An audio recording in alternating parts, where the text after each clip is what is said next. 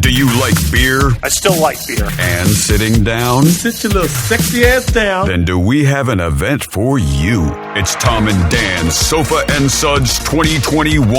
November 14th from 2 to 6 p.m. in the heart of beautiful downtown Sanford. Watch businesses from surrounding areas race couches to see who will be this year's reigning champ. Who will be the fastest? Who will bring home the coveted title of crowd favorite? Admission is free, but please no coolers or outside food and drink. VIP tickets just $49 with comp drinks, bathroom access, prime viewing area, and full access to pit row. You've never seen couches this fast. We've never seen couches this fast. Couches shouldn't be this fast. It's Tom and Dan's Sofa and Suds 2021. Brought to you by ABC Fine Wine and Spirits. Just call Mo.com and Secured Roofing and Restoration.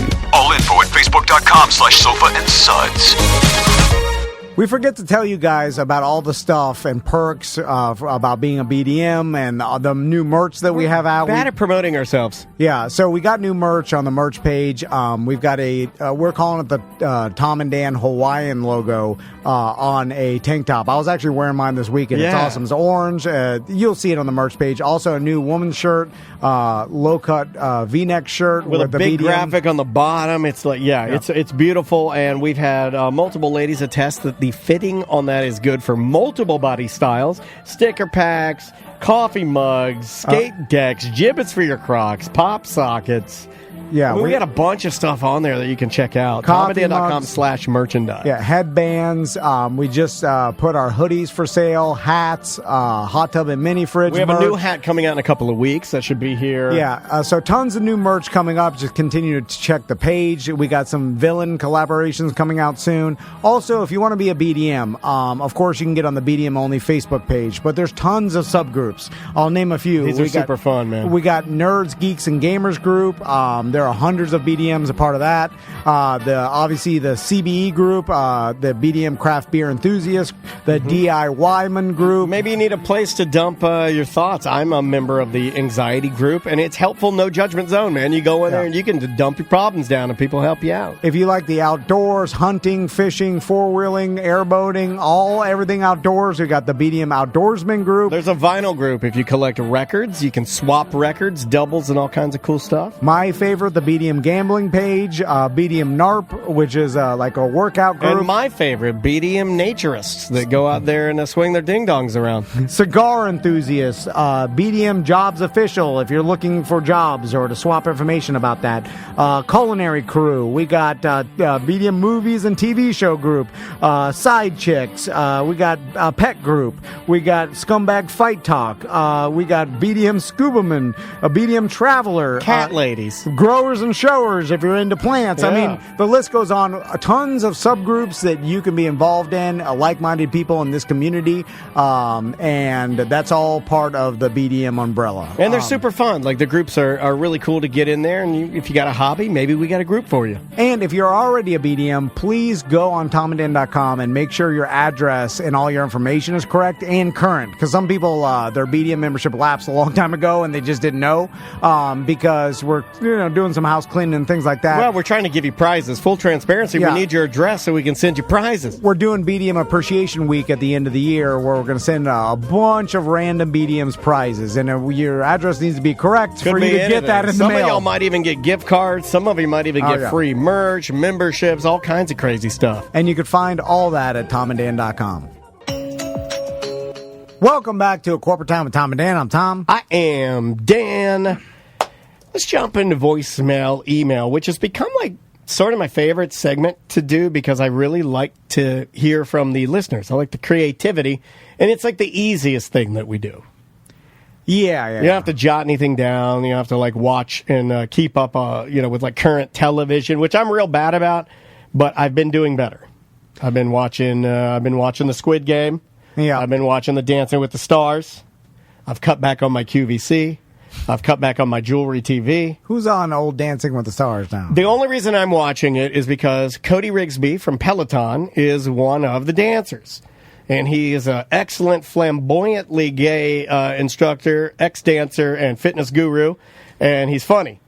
He's the funniest instructor. He's like almost like a comedian. Like his rides are good because he's all over the place. It's weird because I know how hard it is to dance. I can't do it myself, so I should Phil Collins. appreciate it more. But for whatever reason, dancing isn't that impressive to me.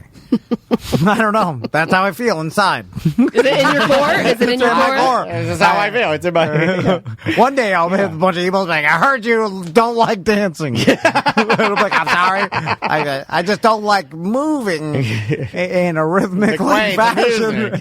That's the healthier fat. All right. Dancing the foxtrot. So I've been watching that. It's pretty good, but it's all ballroom dancing, which is hard because you're holding frame.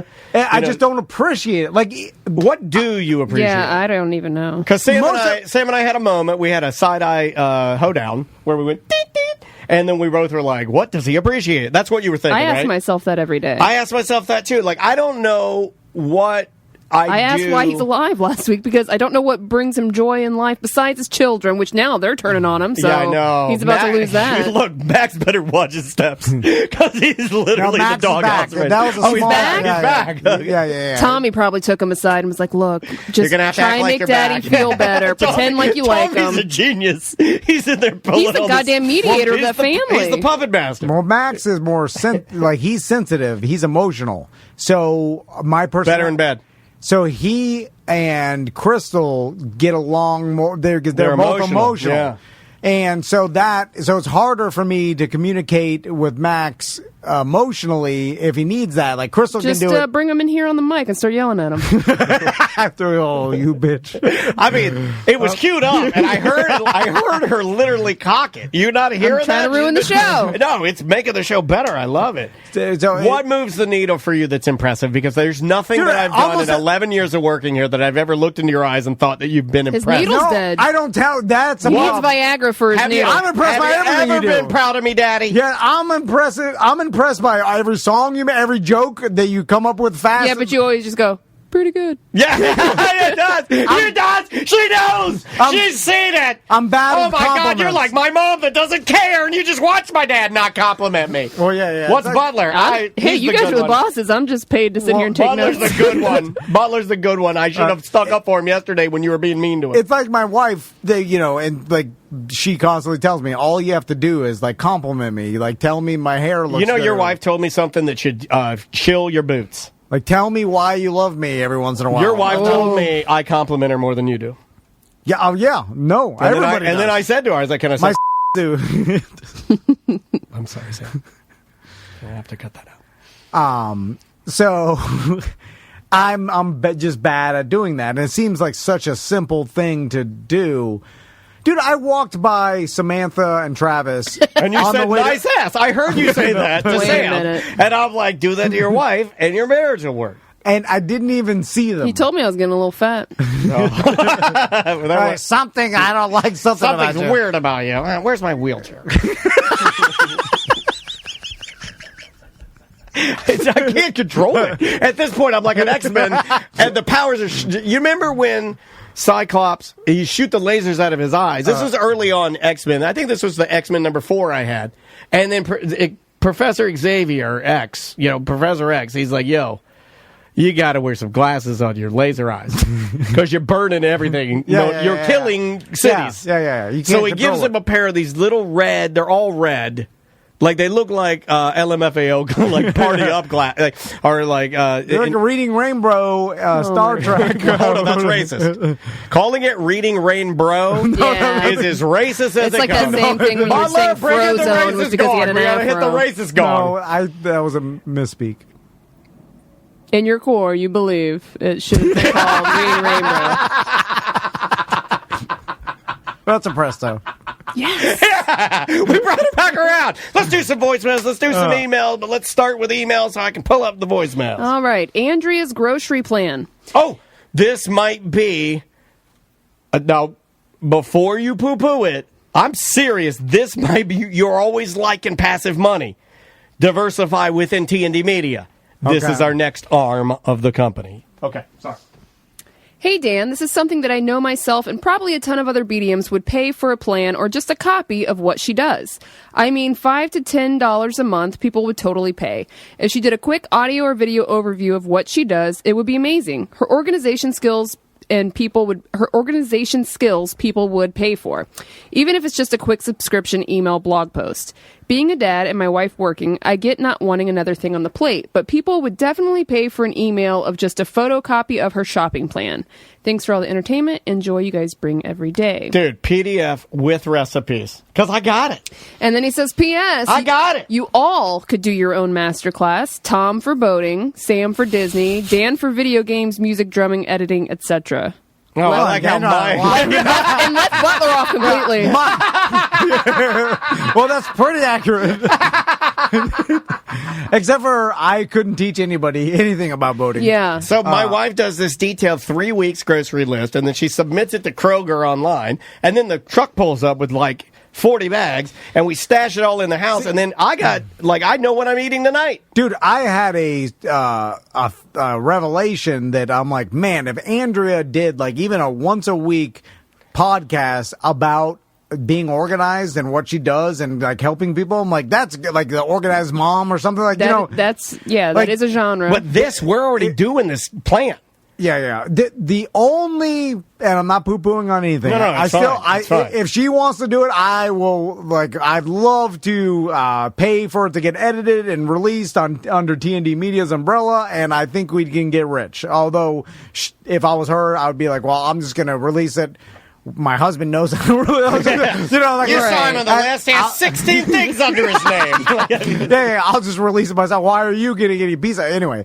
But here's the only problem I see with it is because anything in life I've ever like seen someone do that's impressive or whatever, that I'm like, oh my God, this person's really good at whatever. It all boils down to hard work. Yeah. And so it's not a secret. It's not any sort of like sell the secret. Like a thing that like, oh, it's as easy as this, and like, oh my God, I could change my life in one simple act. Like, no, Andrea puts the hard ass work into it, and just like Seth and his diet, right? So I don't know. I saw that diet plan. That's just he too sent hard. Me that PDF. Yeah, it's too hard. So it's like, my God, and I don't even know where you find almond flour. Yeah, it's like that's what it takes to look like Seth. Hard ass work and eating seeds and S. Man, he's all worried about his antibodies. So worse than ever. He's worse than he's ever been. Andrea takes the time to write out a detailed grocery list and color code it and put it on an Excel spreadsheet and stuff like that. All takes hard ass work. Yeah. So it's not a secret. It's not hard for her though. That's the weird thing. I no, even if it comes easier to him or to her. How dare you misgender her? Do you feel that in your core?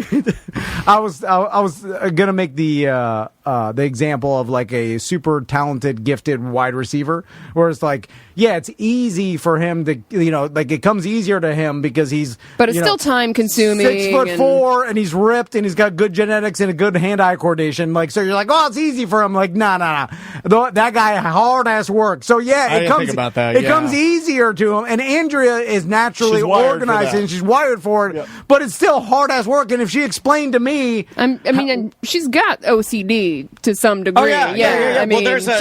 That's genetics. But it works in her favor. Yeah, and we've been digging in therapy-wise. I mean, I've told this to the listeners, but just to remind you, I mean, we're real weirdos. I mean, we don't have the same bank account, but we do have the same therapist. And our therapist can twine our stories. Like I don't go there to hide anything from her and vice versa. But like we've been working on that, and it's funny because she does have OCD, and there are parts of our OCD that are attractive to each other. You know what I mean? Like that are complementary, where it's like we both like having things this way, and it works. So there is an element of an attraction there. It's very interesting. Now, I'm sure there's tips and tricks she could share that little, loopholes and things that make things easier for her, like that people could actually use, and that's where it does become valuable. But when you boil it down to the core, it's just she works harder to keep everything organized than the rest of us. And that's it. Like, there's no secret to it. It's like she spends more time organizing her life than the rest of us do. Yeah, most of her life is organizing. Yeah, that's. Well, most of her life is organizing my life. Yeah. Checking into the Twitch chat room, EJ says, I don't want to look like Seth if I have to be that anxiety driven. And I say to you, EJ, don't worry about it. And there's plenty of people that look like Seth that don't have hypochondria and don't have anxiety. Like Seth's an individual human, and everybody's different. Like, but that's what makes his character interesting to me, and why we bring him on the show, because that's the comedy, right? He's this MMA fighter that's ripped as a douche bro. I can't be the only one laughing at him. Right? And his anxiety and hypochondria is so like I thought that was a joke. He's got the anxiety and hypochondria of Woody Allen, but he looks like Jason Statham. Yeah. So he literally looks like the transporter, and he is Woody Allen. Is he a pedophile? No, Woody Allen actually. I mean, the Venn diagram is dating a 22-year-old. If he was dating a grandma, then I'd be like, well, he's farther. I would say Hold on. I'm not saying he's a pedophile, but I'm saying if he was dating an older woman, I would say he's farther from a pedophile than he is now, right? Can't deny that. Like, he doesn't want younger than 18. Andrea, put it on the meal plan. But he wants younger. Hold on. When's the last time you guys drank from a 2-liter? Oh, God. I talked about this when I went to Tuttle Steel for his dad. We have a caller chiming in here. Hey guys, BDM Justin here, whose account is always up to date and would never dream of paying less than the original $3 because I'm not a poro. On the topic of 2-liter soda, I'm wondering where I missed the transition within society, or maybe I'm just oblivious to soda trends, because buying 2 liters is almost always the best financial decision when it comes to soda, unless you're buying a BOGO sale on cans or something.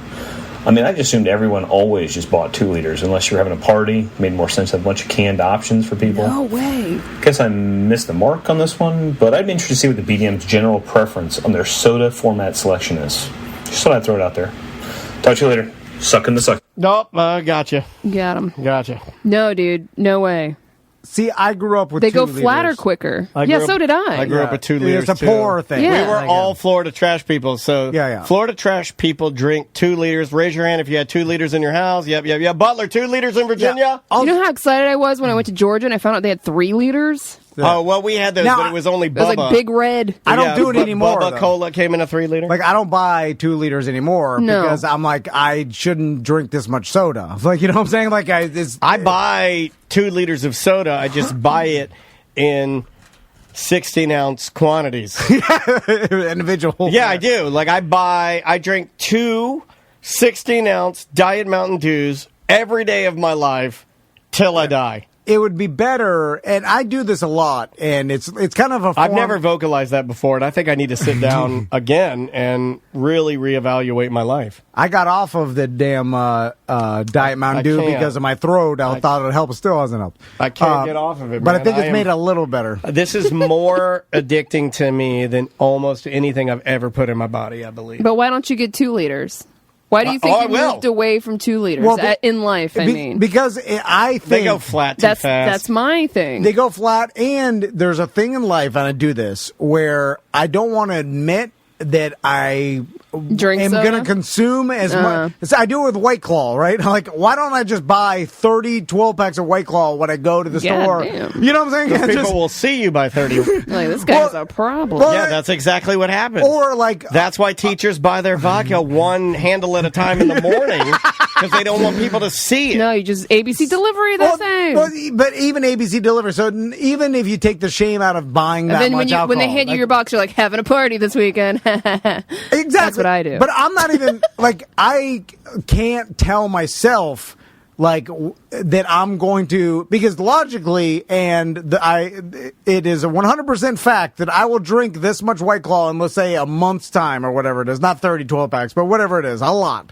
And then, but I should just buy it once a month. It'll save me going to the store every 3 days to buy a new 12-pack of White Claw. So I should do that. But in my mind, I'm like, I'll just get this one more. It's all that one more. Same thing with drinking. I do this all the time. I do it with 6-packs. I'll buy like a 6-pack. A 6-pack. I should have just bought a suitcase of beer. Yes, because I do that. Yeah, I'm not doing the 6-pack thing. Who am I lying to? Myself? I know what's going on. It's a weird thing. I am 100% lying to myself. I lie to myself all the time. We and lie to ourselves. A lot of people lie to themselves. Hold on, I want to burn this into your brain. Your bosses lie to themselves. and others. I think most people do, and the fact that it's like you don't want to admit You're to wasting yourself. so much money. It is, yeah. But but not in my mind. In my mind, there's a little bit of peace knowing that I consume 8 6-packs a day, not a full double 18-pack. And it's like buying that 2 liter of Diet Mountain Dew. It's like, it's like too much dew.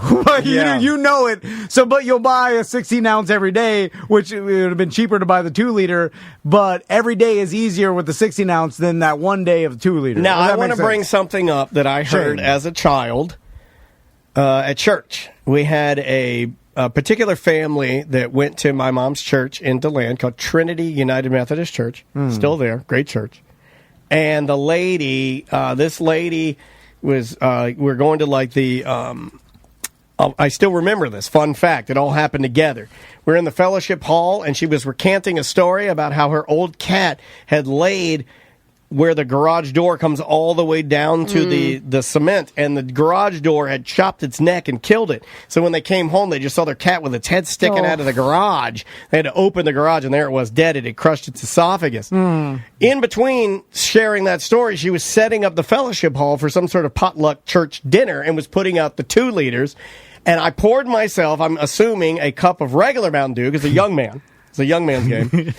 And when I put the 2 liter back and put the top on it, the lady then proceeded to scold me for not indenting the 2 liter and then putting the top on it as I pushed in the side. She swore to me, this lady who had had a dead cat, she swore to me that by indenting the side of the 2 liter, by impressing into the plastic, you push out air, and then you put the top on. She said, by doing that, you are saving more carbonation.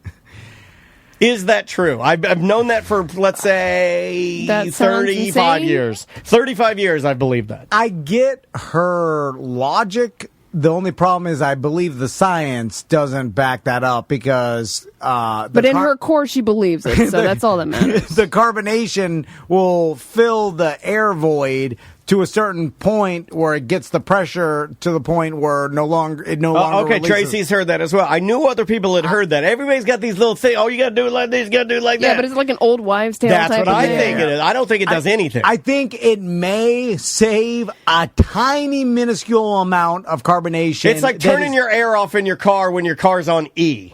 Yes, yeah. You know, people say, It's pointless. People say, you got to turn that off, you got to turn that off. Yeah. It's like the same thing. I don't think it does anything. Mythbusters did this at a racetrack one time, and I think they got like maybe extra small amount of time where it's like 38 seconds or something. I think it's actually maybe a little longer than that, but if I remember correctly, According to No. According to this Food Hacks website, it's true. yeah, but by how much? If it's It says it may not be, because there are other methods, but it says it may not be the prettiest method, but it definitely does the trick. After you pour some soda, maybe around 60% out of the bottle, you can squeeze the bottle to remove as much excess air as you can. And why does it help? It's all about Henry's law, which states that at a constant temperature, the amount of a given gas that dissolves in a given type and volume of liquid is directly proportional to the partial pressure of that gas in equilibrium with that liquid. Interesting. so So it works. So you're achieving an equilibrium. So Hence- pretty much when you first buy a bottle of soda, the space above the liquid is almost pure carbon dioxide. So when you twist it, that hissing sound is the CO2 coming out. If you leave the bottle half full of soda sitting around, the CO2 will seep out much faster because of the lower amount of pressure and the larger amount of space above the liquid. So by crushing the bottle, you in turn decrease the space above the solution and increase the amount of pressure inside the bottle. That does make sense. Now, Tracy is claiming that she has a complete opposite article claiming that you're... conflicting reports? It's a conflicting report. Well, also though, because all these things are, it goes back to it's like all or nothing. It probably does. But not enough. Barely. Yeah. You couldn't even really, like, if you had. That's why I give my dog it's better chocolate. than not doing it? Yeah, but it's like, then you got a weird dented in 2 liter that may not stand up straight. Because No, you definitely have to lay it on its side. Yeah. And then it's like, so all for what? To have a tiny bit more carbonation? One more thing. and Just you're get like- the can. One more thing. It's like, all right. You guys are going to... Whose is this? What? That's not ours. Uh-oh. It's the Sorry. It seems like it hates fat people. So I know who it is. So, I got to bring this up about 2 liters as well. Better time. There was a time when 2 liters came with a black or red bottom end cap. Not familiar with that. The 2 liter had a black piece of plastic that it sat inside of. This is before the 2 liter was one whole piece. Oh, yes. Yes. I remember this. Is what makes me old Danny Denny, the oldest troll on the show. It sat in a big black or red cap. Yeah, there was like a black or red cap, and the 2 liter would fit in it. And if you were a smart enough child, you'd boil water and put that thing in there, and it would loosen the glue, and you could pull it apart.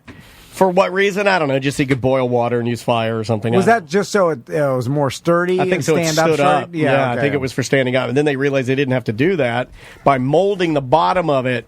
Then it became where the bottom of it like emulated this black cap, and it was all one piece from there on out. Yeah. Also, I remember when these little you'd go and you wouldn't get the 16-ounce bottles of like soda. You'd get tiny 12-ounce glass bottles of soda. Yeah, so I guess the original 2-liter bottles were rounded at the bottom, so they wouldn't stand up on their own, so they gave them that piece of plastic. Yeah, they had to give them the cap. Until they started making the weird bumpy... This is kind of like the giant wheel bicycle to me, because I'm kind of mad that they penny didn't... farthing? Yeah, the penny farthing argument. I'm like mad that they didn't just mold the plastic into a flat bottom to make it stand why up do to the be, bumpy thing? Yeah, like, why didn't anybody... You know why? Because capitalism, they can make less soda and sell it to you for the same price by putting little bumpies in instead of a full flat. Telling you. Yeah, well, it's just like the potato chip thing, the potato chip bag. Or like wine, like a carafe of wine. You look in the bottom and there's like a big boob that goes up to the center of it, or a wine bottle. Yeah. You know who else does that? Like if you look at the top of baseball players' bats, they're like dug out like a wine carafe. Yeah, to make them a little bit lighter. I guess. I don't know. I've been watching a lot of baseball. Well, it's like basic economics where if you put one less olive in the jar, you could save $100,000 if you're a big enough company. You know what I'm saying? Like a minuscule change could save you a huge amount because your company's so big. I'm just saying about the 2-liter. Why even make it round? Like it couldn't stand up, so they needed that plastic base to put it in. Yeah, it's just like make it flat. From the start, like I'm mad that I never understood why it was never in like a pouch. I never understood why drinks never came in a pouch. We as Americans don't like pouches. We're anti-pouches. Because Canadians, does carbonation stay in pouches? Yeah. Yeah, why wouldn't it? I think you sing, what a lot of pouch. What a lot of bing bang pouch. Because remember, they sell in other countries water in pouches. What would you say? You would say, got it too. God damn it. You walk out on me.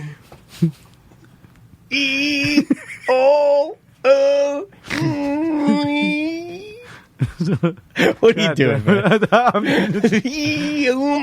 You're the Joe Cocker of our show. Joe, let's talk about Joe Cocker for a minute. That guy was funny last name. Yeah, but he was like, when he'd be on stage, he'd flip out, right? What would you do if I came at you? Right? That's what it was like. And then people are like, woo, he's got the soul in him. He's got the soul in him, man. Yeah. But it's like you're doing a weird thing. It's like that's what soul is. I need help from me. All I need is my blood. He's doing that. People are like, "Oh my God, he's got the soul. He's feeling the soul." Look at him go. All right, bye. Welcome to A Corporate Time with Tom and Dan. I'm Tom. I am Dan. Samantha is here. No butler. I believe he's in the market for a home. Oh, I thought he was on vacation again. No. He's anything but here is what I always... Butler. Anywhere but here. Red Coat Media. Where do you want to go? Anywhere but my job. I'll take you there. Red Coat Media. Wait, did he bet his job on something and I didn't know about it? Not yet. You know what's funny is that the joke's on Tom because Tom's like, you bet your job? And he's like, yes, I do. What is my job? That's the... Yeah. It's like betting on some money. Exactly. It's like shaking hands with a ghost. I like that he'll ask you, what is my job? The impossible task. Yeah. You can't answer. The impossible task. I have no answer for you. Why are you here? Can't answer that either. Mo DeWitt's here. How you doing, Mo? Hey, how you doing? Okay, injured on the go, just call.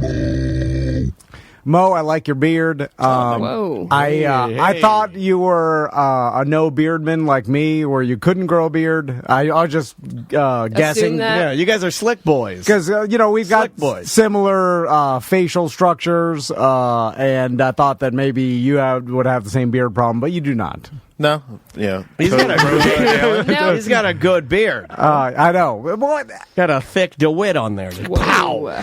I should try that cream. That BDM told me to do the Nothing good. Rogaine on my face. Nothing good starts with the phrase, I should try that cream. Nothing good. He showed me the Reddit page, and then they all That's before the and after. saddest Reddit page. It's just a bunch of guys begging to have lubricated follicles. People I think Butler would take me more serious with a beard if I had. No, that's too. The damage there is done. Like if I had a Justin Whitaker beard, From At Home Floor Store. Yeah. Our client. If you need flooring, carpet, tile, they can do it. You can't ever acquire that. No, I couldn't. But even if I just got a Mo, that is more manly than. I'd have to see how the body. I'd have to see how the hair on your body grows, the entire body, and it would be totally clinical. It would not be. I wouldn't be doing this for my own, giggles. But I would need to see like your hair patterns, like on your chest, on your pubic area, on your ass, on your legs. I'd have to see a full body, and then I would know, as a full body stylist, which way to take your follicle journey. We're gonna get into some law questions, Mo, and Quite the segue. But first, full transparency. Your beard is full transparency. My mouth is all numb because I just came from the dentist, Oh. and he That's what I would have said too. I'll, And he was really jamming it. So there's apparently some complications. He got angry at one point. Wow. God damn your teeth! I hate them. He said I hate your mouth. He said I had some sort of super narrow, curvy I hate canal a super that he couldn't- narrow, curvy canal mouth. I'm punching flat. And so then he was leaving, coming back. There was like I need to go outside and smoke unfiltered. Calm down. They're too crazy. I see what Butler did here. what happened? He knew you were going to the dentist again, so Oh, he decided he wasn't coming in. He took Yeah. advantage of it. It's like, oh, is he out this morning? I'm out. Oh yeah, too. he knew I'm, it'd be extra I'm not going to ask angry. about any root canals today. I'm not saying he does that, but I will say that you being out and him being out does align. It happens a lot. It's like Tom's off, I'm off. He's also off just randomly. It's too, kind of like messing around when you got a substitute teacher, That's right? exactly what it's yeah. like. Can you take an X-ray through an Apple AirPod? Because that happened multiple times. Excuse me? And I was like, "Hey, I got my AirPods," and she was like, "That's No, fine." you should not have your AirPods in while they're doing it. No. No. Anything metal. This is just what I've been told as a hypochondriac. I've had enough of going in the tube. I've had all the tubes, the spinny tubes. That's an MRI. I've had all that. That's an advanced X-ray, right? X-ray is like No, the flea that's world metal MRI. something. So any of that, I think you're not supposed to have metal on your brain. You're not supposed to wear an aluminum hat. You're not supposed to have on your sunglasses. You're not supposed to have your bite guard in. Because in the middle of my Take out your grill paw wall. You're supposed to have all that metal out of there so they can get a real good, nice picture. Because what could happen, I think, that ear pod or AirPod, I believe, boy, I'm getting old if I'm calling them earpods. That AirPod could maybe deflect the electricity, the energy that they're using to get a good image, maybe mess up a good image. That's what I thought. It's all imaging, right? Yeah, because like at one point he's like, let's see if I got it. He was like, Goddamn AirPod to make the images look weird. then he was, That is my God. he's like, I need an X-ray again, and then they were like clamoring around. And she gets the X-ray gun. Why are you and going to Hogan's Heroes Dentist? I was listening to gambling podcasts, and then I had my AirPod in, and then she's like pressing it. I feel the X-ray gun isn't a tooth. He's got an AirPod where his molars are. up against my AirPod, and I was like, wait, I got my AirPod. You're pushing in my AirPod. And then she's like, it's fine. And then she's like, If it take gets it. stuck in there, you got permanent AirPods. I'm like, it's fine. You put a heavy ass ass lead vest on my chest because apparently To protect your organs from the radiation. Yeah, but the AirPod's fine. I don't know. I never checked to It's see if it willy-nilly. worked. Anyway, and then Well, rooting around. I would say this. It matters at most dentists, doesn't matter at yours. That's true. Something Like, if you're going to happened. continue Something going there, happened. right? Something happened. Yeah. Yeah. Yeah, I mean, that's the culture of your dentist. He does things different. Then- You're Tom Van, you see things different. Then the assistant started Massaging your feet. working some tools that I like. The dentist left because it took too long. He's like, What do we do with these? He left. He's Glad like, we had Mo here early for this. I'm sorry, Mo. I'm sorry. Maybe Well, this- maybe He's a Mo. busy man. Can I sue? I think, yeah, Can I maybe, sue? maybe you could sue. And so then the dentist is like, this. He's like, this is one of the hardest root canals I've ever. This is the wrong hammer to smash. Bring me smaller, more bloody hammer. So I think he got, and then his clients were backing up, so he kept leaving, and then the lady. He goes out. What is he going out to the lobby like the man? I don't know. Like the man that owns Linda's La Gotta smoke some Cantina. cigarettes. He's shaking their hands. He's like, "I'm sorry for wait. I'm sorry for wait. Have a drink. Have a drink." But I think because there was other people anyway, so then He's giving them all bar tabs. They're all in the lobby. so the lady started doing something with the tools, and then I'm like, is this But what lady are they trained doing? for this? What are they doing?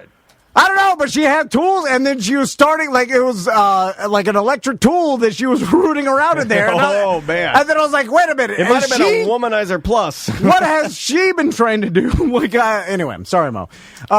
So I think Dan's onto something. A dentist with a bar in the lobby could be kind of. my dentist has all. I was like, what is this? 1991?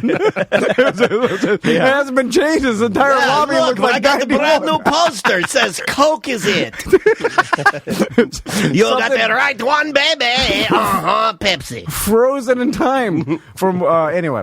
So Mo, Yes, sir. we had a question from a listener, and it's interesting because it's Halloween is this weekend, and a lot of people have gone above and beyond what I think they used to do as This far year as more than decorating. ever, I feel like this year I have noticed for the first time ever. Now, I'm sure this has been a thing before, but for me, I see more purple and orange and crazy lights this year. It's almost like Christmas Junior.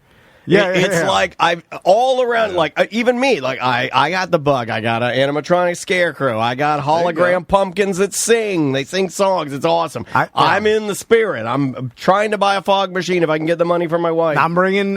You know what? I'm gonna lend you Yes. Tactical Hats Yes. fog machine. Yes. and, One step closer, though. because Yes. I'm a good friend, I and you appreciate need a that. fog machine. Thank you, I'm man. gonna You know bring what? it. Everything Tactical said about you was wrong. You got the goods. You're a good friend. So, because of that, he asked a question. I think this BDM is doing like a haunted house in his yard, and a lot of people A have tunnel, like haunted tunnel. pass-throughs and areas where like you go in through one side of the yard, you go through some like scary stuff out the other. And he asked, he's like, do I have any liability having strangers walk through my yard and like go through a haunted house that I built? Like, what happens if they trip or someone gets hurt on my property? Like, should I put out a sign? Does that protect Well, me? he seemed pretty adamant about putting a enter at your own Right. risk sign, like a real one that says, hey, enter at your own risk. Oh, and what what I if mean it's by real spooky one one, is though? not written like an old beware sign. Hold on, but it says the same English language. That's a good question too. Like technically, even if it's Halloween store bought, enter at your own risk, it says technically the same English language. You could be right. I was thinking in my imagination, though, unfortunately, I am assuming that this guy would put up something that looks closer to like one of those like permits you put up when you're building something on your property. Oh yeah, official. But sign you or something. probably are right. You know what? I'm going to backtrack and I'm going to go with Tom on this one and say that no, he probably wasn't going with what I had envisioned, which would be a legal document on a piece of plywood. He's probably going to go with the old beware sign he got at Home Goods. So Mo, what do people have to worry about if they do have a Halloween haunted house in their yard? I mean, it's the same thing as if someone got injured on your property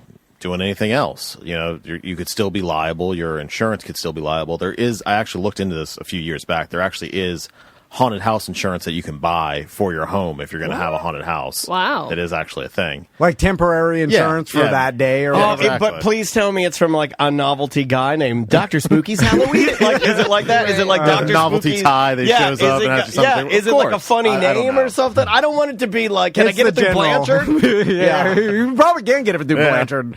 I'm sure they could direct you in the right direction.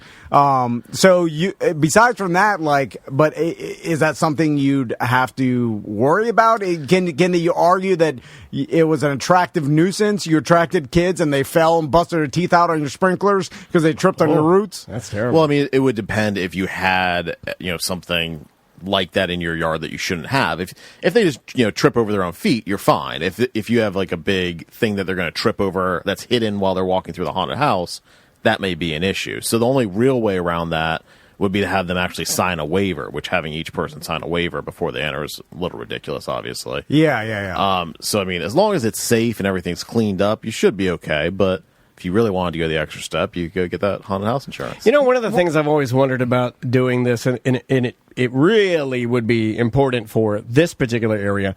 I want to say like maybe 4 or 5 years ago, this area was ranked the number 13 best place to trick-or-treat in the nation. Yeah, I remember that. Because it gets I remember crazy. seeing that. But then one of the reasons why, and we've talked about this, But that let all the poorers know that, what's going on here, and then they stunk it up. Yeah, especially when it got to paper print, like when it was just on the blogs and on the internets, that was good because it kept a lot of the riffraff out. But now that it's been printed on papyrus, even the plebeians are reading about how much fun we're having in Baldwin. So they all come over here. But one of the reasons why it's so popular is there's a lady she's called the Martini Witch, and she's giving out martinis, and then there's Dr. Beer. I've talked about Dr. Beer. Yeah. He gets 2 massive kegs, no BS kegs. He gets Lagunitas IPA, and then he'll get a local keg. He'll run down the street and go to 1010 and get buy craft beer from Mike. So he's got a little something, and he's pouring beers out there.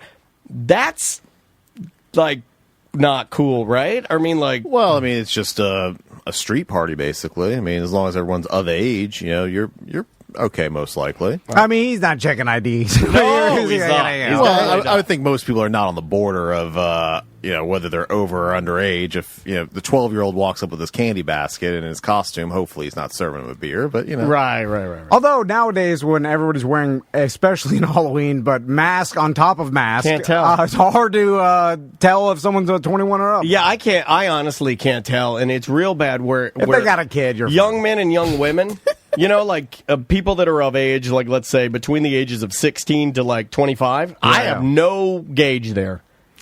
I don't know how old they are. They could be my age. I don't know.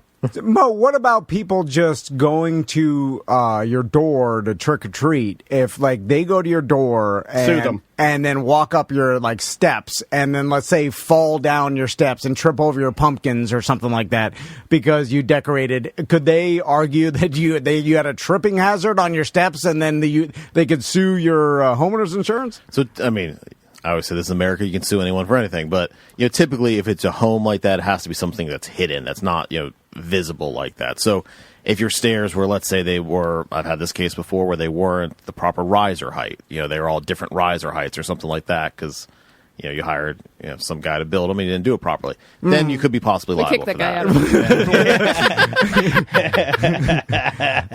guy out of That's a shot at me, Mo. I know.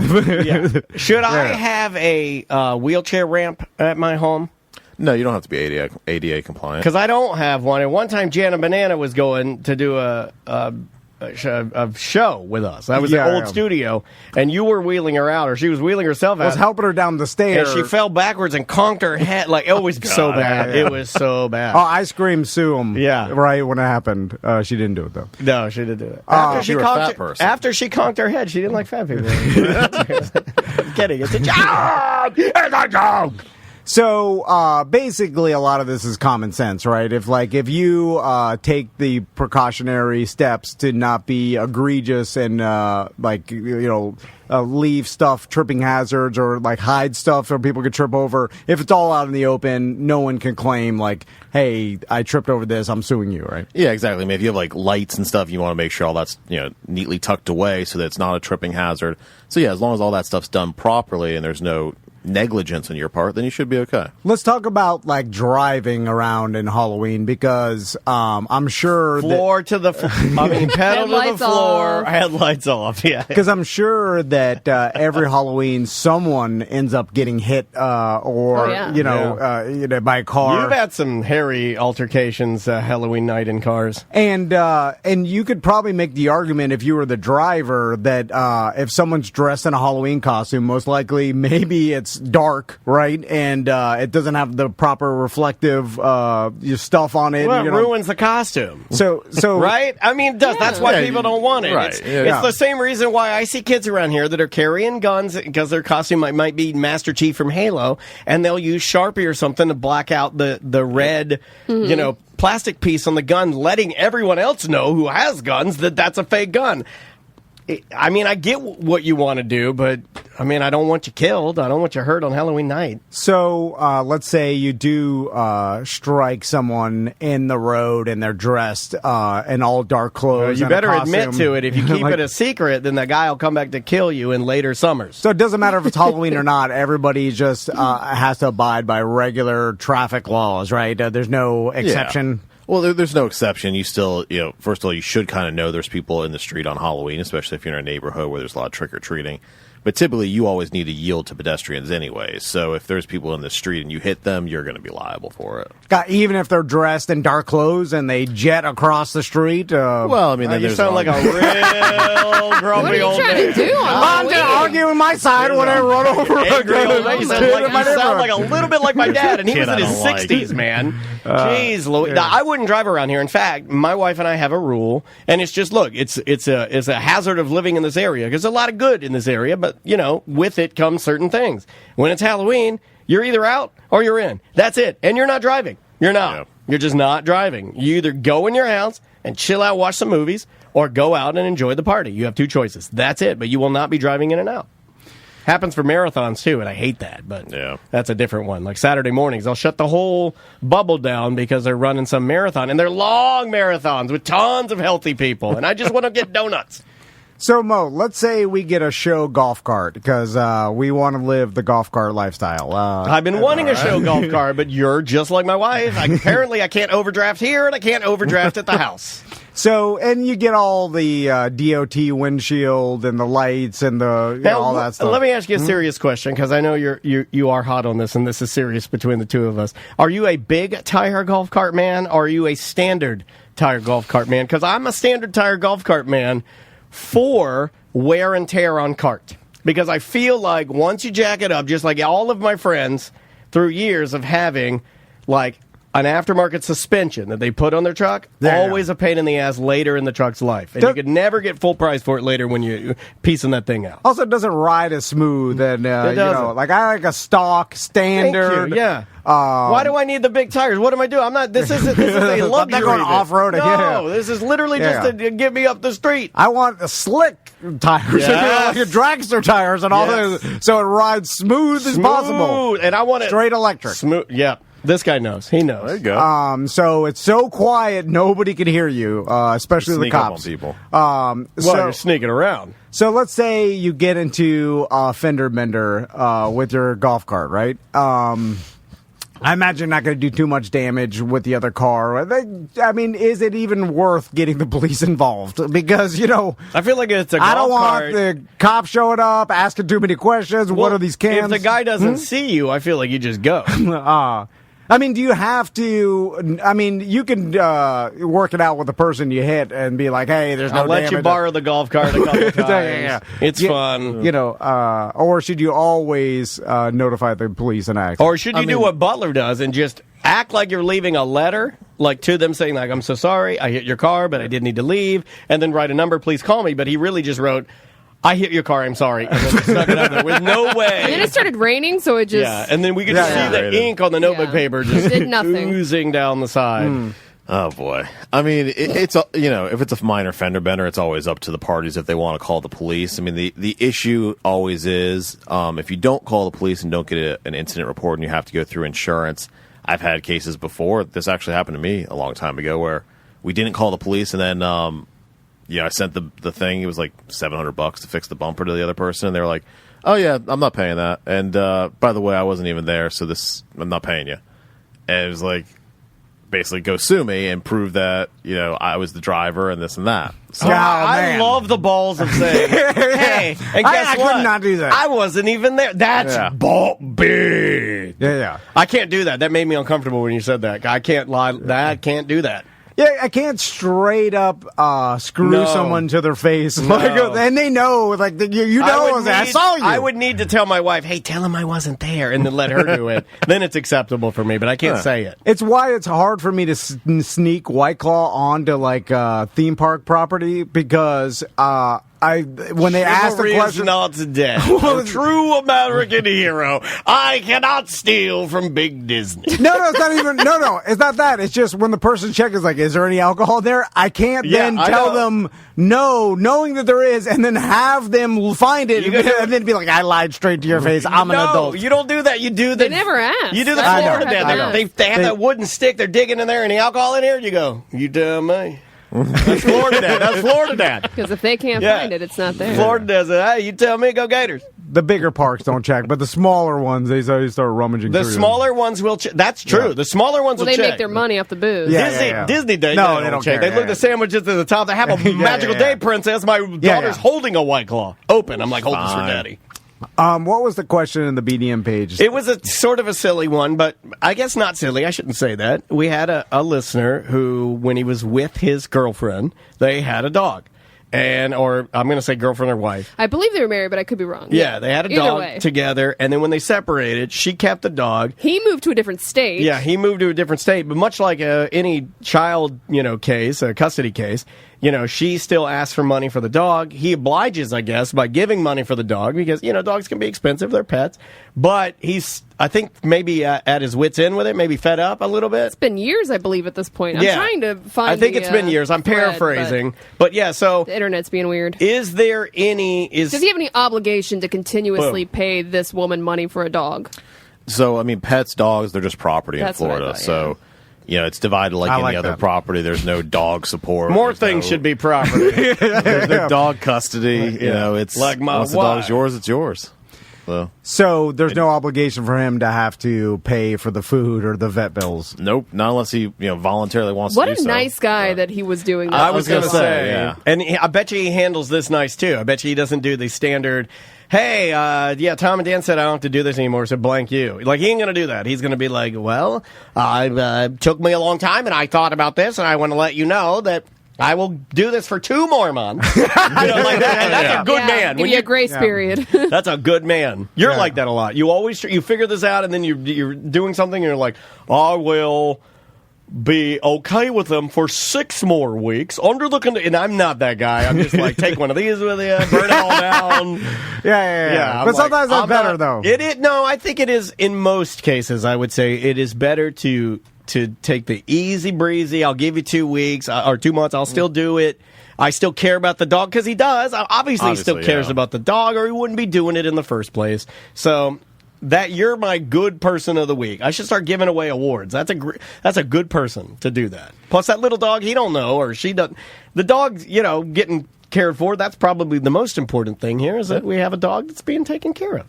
Mo, we'll end with this. As it seems like everything's becoming more and more peer-to-peer sharing and rentals and things like that. It kind of Airbnb and Uber started it. And now we've seen so many different things. Like I saw this thing the other day where you could rent out space in your yard for storage for other people, right? It's called like some sort of storage version of Airbnb. Yeah. It's like, I have a side yard that I don't use. You want to store your trailer there? Okay. It's like X amount of money or whatever. And cheaper than storing. Are you doing this now? No, not yet. But I started thinking of the possibility is similar to Poolbur, and I was like, well, why can't we rent everything from anybody at all times, right? If they're not, because if they're not using that particular thing, like, you should be able to offer them rent for it. Well, I'm glad you brought that up. Because Mo happens to have a one-wheel sitting in his garage. He has the big battery one. Yeah, the XR. The XR, that I've always wanted, that my wife... Man, you are as transparent I'm just saying because it behooves Mo to rent it to me for the small monthly fee. If he's not using it, then I get running it is the best thing you can do. For hey, I want you to remember this. And Running if it's just sitting there, if it's just sitting there, it's like a motorcycle or anything else. It's dying on the vine. All assets you should rent out if you don't use them to optimize their value, right? You should do this with everything you have. And some people don't care as much for money or whatever, but it just makes sense. Like if you have a wind surfboard in your house and you're not using it. Is that what they're called? Wind surfboards? I don't think so. Kite surf? No, I've done this many times where I've said that or I've said that. Yeah, I think you're right, but I hate saying wind surfboard. It should be like I want to say like a paraglider, but that's absolutely incorrect. So I was wondering if we could make a deal. Called a sailboard. Okay, I only heard a wind surfboard. Maybe you could throw out a number here, but I'm thinking like the average cost of an XR right now what year is used this on the XR? market. What year is this XR? I mean, we're talking 1,500 on the depends. Also, on, you don't. He might take it to work every day. Well, I follow Mo's social media. I don't see him riding it as much. So maybe that's his private. I don't show. I spend a lot of time playing Madden and video games, but I have decided that rather than Twitch that. I keep that to me. That's my stuff. Yeah. I don't know. I'm just venturing a guess that it may go unused, and then maybe for. You can look up the hours on it, right? I mean, it's on the app. So let's say $25 a month, right? That's expensive, man. My God. $25 a month, you might be able to chip away. You put one on a credit card. Tom is known for not giving things back. Well, I was going to bring up Tactical Hat's fog machine. Well, that's an old, stinky, rusty fog machine. But if a fog machine had a wheel on it, he probably would have ridden it back to Tactical. You know what I mean? It's true. The fog machine is not a vehicle. I'm just saying, think about it, and next time you come in, you could bring the one wheel. I think $25 is expensive, though, because you could buy a new one on a credit card and probably pay $25 a month and chip away at it and pay it off. Well, and it'd be brand new with a full warranty and everything, and it'd be yours. You're like renting to own. Not like a new one, 1,700, and the biggest problem is the crow. And she starts seeing the payment. She's like, "What?" Because she's like, "You don't need this. You already have one." You're still paying him. You're going to get but that's roundabout. Under the table. You're going to get your own credit card for the first time in your life. You got full independence. Oh, no. I'm going to teach you how to do this because I have a separate bank account for my wife. This is how he drains the bank account. No. Me? I don't. Well, I drain my own bank account. No, I'm saying the business account. No. You my wife you teach Tom how to get his own credit card on his own. He's going to drain the whole business account. No. The business account, I'll keep my eye on that. I'm going to get him his own, and then you put the 13, 17, whatever, 100 on it, and then you pay the 25 and chip it away. It'll be a lesson in true independence. Your wife won't ever know. Well, what if I do a lease-to-own deal with Mo? Okay. And then I pay the $25. He may not want to part with it, but I like this idea. After, let's say, 3 years of me renting it, then I own it, and Mo gets, that money back. What are we talking about? $750, with depreciation. Because I run ragged, run through salt water. You're not supposed to do that. Yeah. I don't do the proper. Are you going to keep your other one and use that one for salt water and use the XR for No, I'll ruin both. Right. I ruin everything. Anyway, I'm just throwing it out there, just in case. We can do that. We'll just take your house as collateral. Oh. Wife doesn't need to sign off on it. We'll take care of it. Yeah, that's fine. We'll be good to He's go. changing his whole house again. Listen, whatever you give me, Mo, I'll sign it. That is my policy. I'll sign anything anybody gives me. I do that for Bernie, too. I do that for everybody. I don't read I signed all our Christmas cards already. I can't Fine crazy. click this box fast enough where it says, "Did you read all the terms and conditions?" I'm like faster than ever. And I do that one move where it's like, "Did you read it?" And then you click the box. They're like, you didn't scroll to the bottom. So now, whenever I get one of those, I go up, scroll, I get click. Yeah. Who reads that? I don't read it. Do you read all of that because you're an attorney? No, absolutely. I actually find it amusing, when a client actually reads our fee agreement, they'll ask me a question about it. I'll have to go pull it back up and be like, I haven't read this thing in years. You put funny stuff in It only there. happens twice a year out of all the people we sign up. But Yeah, who are those people that read everything in a contract? My God, how much time do you have? What do you think's in there that's they're going to try to get you? Probably should have done that at Clear Channel. If I'm thinking about it, I should have done that. That would have come in handy. reality. But at the time, you were like, oh, yeah, whatever. Like, Oh, you at know, the time, I was it's only after. blinded by money. Well, and they're not going to change it. You know? No, I mean, exactly. Yeah, you're like, hey, wait a minute. They were like, well, this is it. We're not going to go back for you. You're an idiot.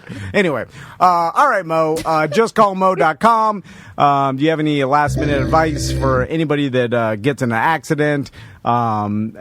Maybe I've seen a lot of bicycle accidents recently. Like people getting hit by cars a lot. We are a pretty dangerous area to ride your bike. It seems like a lot of people got bicycles during the pandemic to go outside more, and now that everything's back open, there's more cars than ever, and people are still riding their bikes that they got used to during the pandemic, which is a bad recipe. So if you get hit by a car on your bike, just call Mo, right? Yeah, I mean, hopefully you don't, but yeah.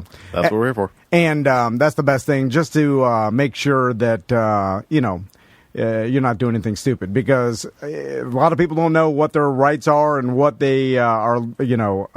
Easiest thing to do is just to reach out rather than just assuming. Don't do that. That's what we do. We've made a career out of assuming, and look at where we're at. Mm-hmm. Nothing. Mo, we appreciate it. Yeah.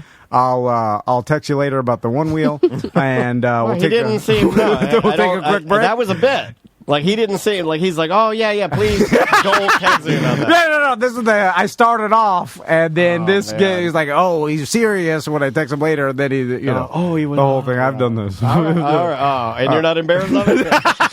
And I'm a little embarrassed. I'm always a little embarrassed. But you know what? I love you so much. I want you to get that XR, so I'm okay with it. Ride the XR, I'm like, And then you'll send me one picture. You're like, look at me go. And I'm like, oh, he's doing it. I'll show my wife one time. Maybe you'll shake her head. We'll be right back. Welcome to A Corporate Time with Tom and Dan. I'm Tom. I am Dan. Samantha's here. Butler's here. The Fisher here. Welcome to the show, everybody, and happy Wednesday. Let's do some weird job.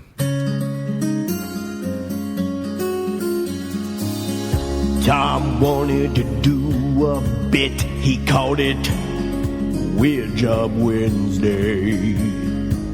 Dan really likes it. Tom says that's bullshit. It's another Weird Job Wednesday. What are you doing? What is your job? Are you neat? Are you tidy? Or are you a fat slob? Do you make lots of money and you sit up in your tower looking down on all the people who are working by the hour? It's a Weird Job Wednesday. Just another Weird Job Wednesday. Oh yes, it's Weird Job Wednesday. Just another Weird Job Wednesday. Thank you, Tom. Thank you. Weird Job Wednesday brought to you by StreamlineFlorida.com. If you're looking to refi or get a mortgage, call Streamline. Brian Zymel and his team are great. They have gotten the mortgages for hundreds and hundreds of BDMs, refied, both of us, me and Daniel twice. And it's as easy as calling them, and they'll let you know if it makes sense. Easiest thing you'll ever do. They'll let you know what your payment will be if you refi, how much money you could take out in equity, like all the process. And the cool thing about refining is that if you got a bunch of interest payments for your credit cards or whatever, you can consolidate everything into the equity of your house. It's the best business move for you. Maybe take off your mortgage insurance I did. Yeah. Clean up your finances a little bit. StreamlineFlorida.com. It's as easy as a phone call to Brian and his team. And they're hiring right now. They are. You don't need any mortgage experience. Their front office is hiring if you want to get involved with a great company that's growing. And just give them a call. Email, this is the easiest thing. Email Leo, Leo at StreamlineFlorida.com, and he'll let you know what the position is, how much it pays, and everything, and all the details. So, who do we got today? Matt. This is Matt. Hey, Matt, welcome to the show, and welcome to Weird Job Wednesday. What's your job, man? Hey, how's it going, guys? Good. I'm a truck driver. All right. Yeah. So, backbone of America. So, are you a long-haul trucker? No, I'm a local. I mean, the farthest I go is about 300 kilometers or so away from my house. Okay. So, but I'm home every single night. How does it work as far as, do you own the truck that you drive, or do you rent it? I just work for a company that gives me a truck to drive. Okay. And so you show up in the morning. Give me an average truck driver's day, not long haul. You go there, you show up to work, and then what's the process? Well, I deliver gas and diesel, so I'm not I don't do freight anymore. So I show up at 7 a.m. and then we do a boring ass safety meeting, and then pre-trip on the truck, go outside, and then we go and load our trucks, and then we just carry on delivering gas and diesel throughout the day. So you drive. Pretty straightforward. You drive a tanker truck. Yeah, it's a tanker truck. It's not a semi. It's like a straight truck. 20,000 liter tank on the back. Oh, that's cool. So no trailer. It's all one unit. Yeah, one piece. Where are you dumping fuel? Because I don't believe I've seen many of those style trucks. What are you normally hauling? Fuel, diesel and gas and premium. We do in the summertime. We do a lot of marinas around here, and we do a lot of private residences with tanks for their boats, and then we do a lot of construction companies around town. And then in the wintertime, we do the construction companies as well, but then we also do heating oil for people's houses, people that burn oil for heat. God, we had that as a kid, man. I can remember in the middle of the night we were having a freeze, and I remember in the middle of the night my dad calling the oil man, and the oil, the tank was beside my bedroom. Oil? Yeah, it was Scrooge McDuck. Who uses oil? Diesel. I guess it was diesel, and the tank was near my bedroom window. And I remember they backed the truck up, and the guy's out there, and I remember peeking through the window and looking. There's some guy back there smoking a cigarette, dumping the fuel in. That's me. That's me. That's what I do. Yeah, I remember that. And then we turn the heat on. So do you need any extra training to transport or to truck around hazardous material? Yeah, there was some extra training. It's not as much as you would think, but yeah, there is a little bit of extra training. I was trucking. I've been trucking for about 10 years, and I've only had this current job for about 2. So I came into it with trucking experience, but I had no experience hauling fuel at all, and it took me about I want to say maybe a month before I was in the truck on my own hauling fuel. It's weird that I was just. As a society, we're so safe in some regards, and it seems like the extra training. Our new guy's had his license for 2 years, and he's already hauling fuel. Barely even knows how to drive, and he's delivering the fuel. I love that. You're hauling around potentially a gigantic bomb, right? Yeah, that's it. So, because I'm not sure, I know all the old tricks of if I had a cigarette, I could put it out in wet gasoline. It's the fumes. It's the fumes that get you. You can throw it in the liquid all day long. It's the fumes that'll get you. Yeah, it's the fumes that'll get you, Tom. Come on, everybody knows that. Yeah, this guy's fine. All I'm saying is every time I drive by a tanker truck on the highway or whatever, I always think to myself what if something happened, this would be the worst truck to be entangled into an accident because this is a gigantic volume of so wait a minute, you actually think that everybody around you is fully trained on what their job is? You think that? No, definitely not. Well, I thought that the people hauling around 2 tons Have you looked of in gasoline. Their eyes? Have you looked at their faces? Oh, Tom, way more than 2 tons. Okay, well, I don't know. I'm just saying an insane amount of gasoline or diesel that could turn into a gigantic bomb. I thought that the training would be more, and especially in this litigious society where everybody is suing everybody. Yeah, well, I live in Canada, so we don't really sue people up here. No, it's okay. I wonder if it's different from the United States. It might be. I don't know. I don't know what it's like to get your license now to drive a truck. But when I did it, you could just go and just go write the test and get a license. Now I think you have to actually go to a course or whatever, and actually go to school to do it or whatever. Okay, let me ask you this. I think they're starting to train and take it a little bit more seriously, but they're starting it now. It's still pretty. So, pretty chill. If you're the captain of a ship, right, and your ship starts having a problem, I think the buck stops at the captain. He's supposed legally, to. I think it does, right? But he's also supposed to try to fix the problem. And this is why I ask. So let's say, and in your training, you're driving your tanker truck, and all of a sudden, it's like a speed scenario where if you're Like, if you go to like 58 miles an hour, the thing explodes. Well, I'm thinking that some valve failed or whatever, and all of a sudden it starts spraying diesel fuel out the back, right? So just spraying it. Oh, my God. Like, do they expect you Write your name. to run back there and try to stop it, or are you just taking off running like everybody else and let the firefighters handle it? Well, if it was burning, I think I'd probably just run like everybody else. But if it was just like pissing out, I think I'd try and stop it, obviously, first. But if it's burning, I'm running probably faster than you. Well, shut a valve, put a condom on it, something. But even if it's not burning, like I feel like I would be nervous. No, it's my responsibility to make sure that it's not leaking all over the place. So I would take care of that first. I don't think I would. I think I'd just get out of the truck and walk away. But I'm just saying, like, if the valve's spraying gas, right, and there's a huge puddle and the gas is like flowing down the street, I would immediately, like, if I'm trying to fix it, I'm getting gas sprayed on me, I'm going to think, like, it's going to light up somewhere and do the thing in the movies where it's and then next thing you know, I'm the damn monk on fire. Trail of, I'm just saying, if I'm getting sprayed by gas and I'm trying to, I don't get paid enough to risk my life. That's what I'm saying. I wouldn't even get in the gas. I'm not getting gas all over my Yeezys. So are you getting in the gas? I'm covered in gas all the time, yeah. Oh, you're going to die soon, man. That stuff will give you cancer, I heard. I know. That's why everybody's doing it for. That's why everybody's going to electric cars. It's because of this cancer. Yeah, exactly. Because of the cancer. So it smells so bad too.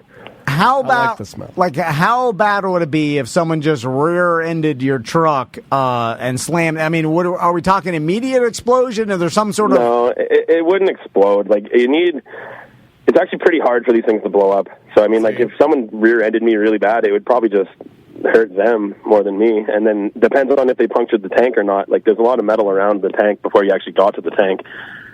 What if it was like a flaming it's a lot safer than you car? think. It would have to be like a flaming car, like a Burning Man vehicle. Yeah. One of those vehicles that the hippies engineer where it's got like two pianos on the top and it's all on fire. Yeah, exactly. I remember a story where a gas tanker truck set on fire underneath a bridge. It happened in Florida not that long ago. Everything happens in Florida. And it was such a intense fire because of the fuel burning that it basically It turned the bridge to glass. It ruined the structural integrity of the entire bridge, which I imagine rebuilding a bridge isn't cheap.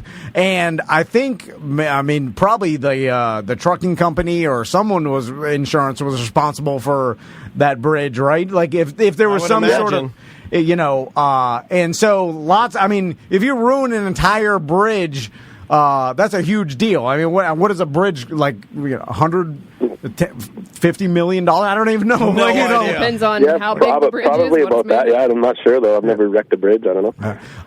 This guy's trying you. Yeah. I felt that. I'm just saying. Hold on. I can't believe that this guy willy nilly. He thought you built bridges, man. I felt you disrespected that, sir. I'm just saying that. No, but our insurance would we would probably be irresponsible for that repair. I think, but I'm not sure. I don't know. Like I know when you see cars burning on the road, I don't think the company is responsible for repairing the road after the car burns. No. So I'm not sure what it would be like with the bridge. So when you tell us about your drive, so you got to go dump some fuel off, 150 miles. So it's 300 miles round trip. You get in. Yeah, about that. So we start off, we leave town.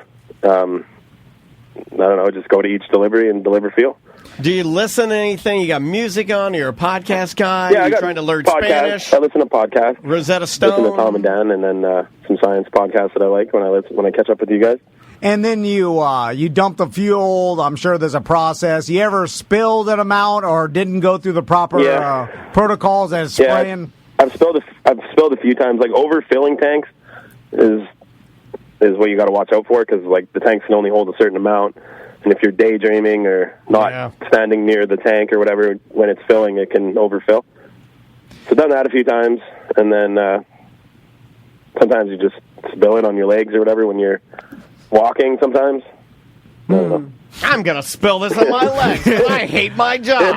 If you shut the nozzle off and you don't let it drain all the way out, sometimes there's a little bit of gas left in there and it'll drip on your boots if you're not paying attention. Oh, yeah. Tom has that problem. Overfilling the tanks is a big one, though. You got to watch out for that.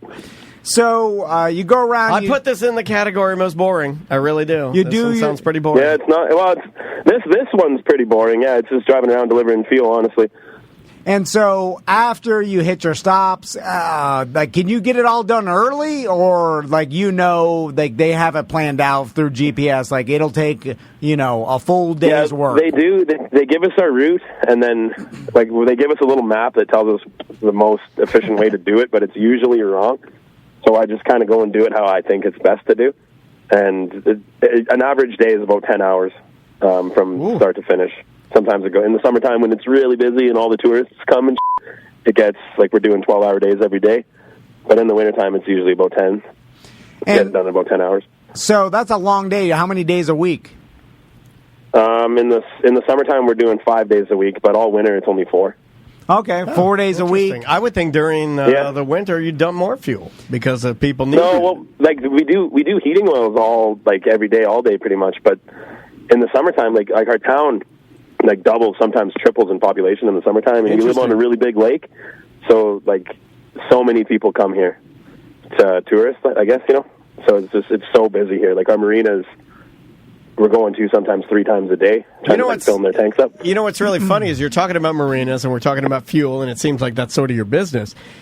And something that we don't ever, I don't ever hear about it because it's not something that we really dabble in, but, everybody hears about global warming, especially this week. Everybody hears about electric cars, but you don't really hear about, electric tankers, electric boats, because eventually I would imagine we would need to get to a point, if we are going to combat this, where a lot of these big, massive diesel ships, these container vessels, are going to have to be powered by electricity, and I don't even know if that's a possibility. I would imagine it is. I don't know. I don't know either. But I don't know. As batteries get, I don't know. I mean, don't know. There could be a diminishing return after a certain engine I will size say or it's something. fascinating to me because you guys know I'm fascinated with cruise ships. I'm fascinated with big boats. So an electric big boat sounds pretty darn cool to me. Put some solar panels on it, and you could run it all the time, right?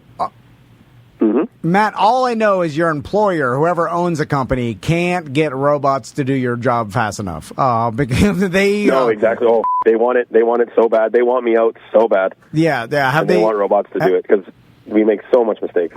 He knows. He knows. I applaud you, sir. You're an honest man. It's the companies are like, a robot. They don't have to worry about Matt forgetting to turn the valve, or he's scrolling through his phone and crashes into a car. There's too much liability that humans make mistakes, and robots do too, but not as much. And it's just a money thing. Plus, you don't have to pay your health insurance and your you know what's whatever. kind of fun. And this is nobody ever thinks about this, but as an employer, if we had a robot that messed things up, it would be acceptable for me to walk over to the robot with a wrench and start beating the hell out of it in anger. You cannot do that with a human being. Yeah. No. And I purchased that robot. I'm allowed to beat the S out of it with a wrench. Up until they start making the robot. There's a sweet 5-year window, though. There's a 5-year window where robots do not have personalities, where I am beating them unmercilessly. I'm literally killing them. But then they'll have a big robot has rights movement. Me. And then we can't. And then there's old video of you beating a robot. Yeah. And then they'll cancel you. Cancel me, but then I say, I'm not bowing down to you, robots. You will meet where I want you to meet at my time, and you'll have to make sure you've listened to our show every episode all the way through.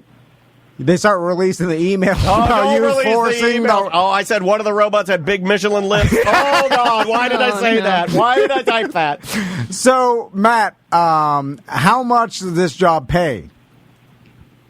About $70K a year. Yeah, fuel.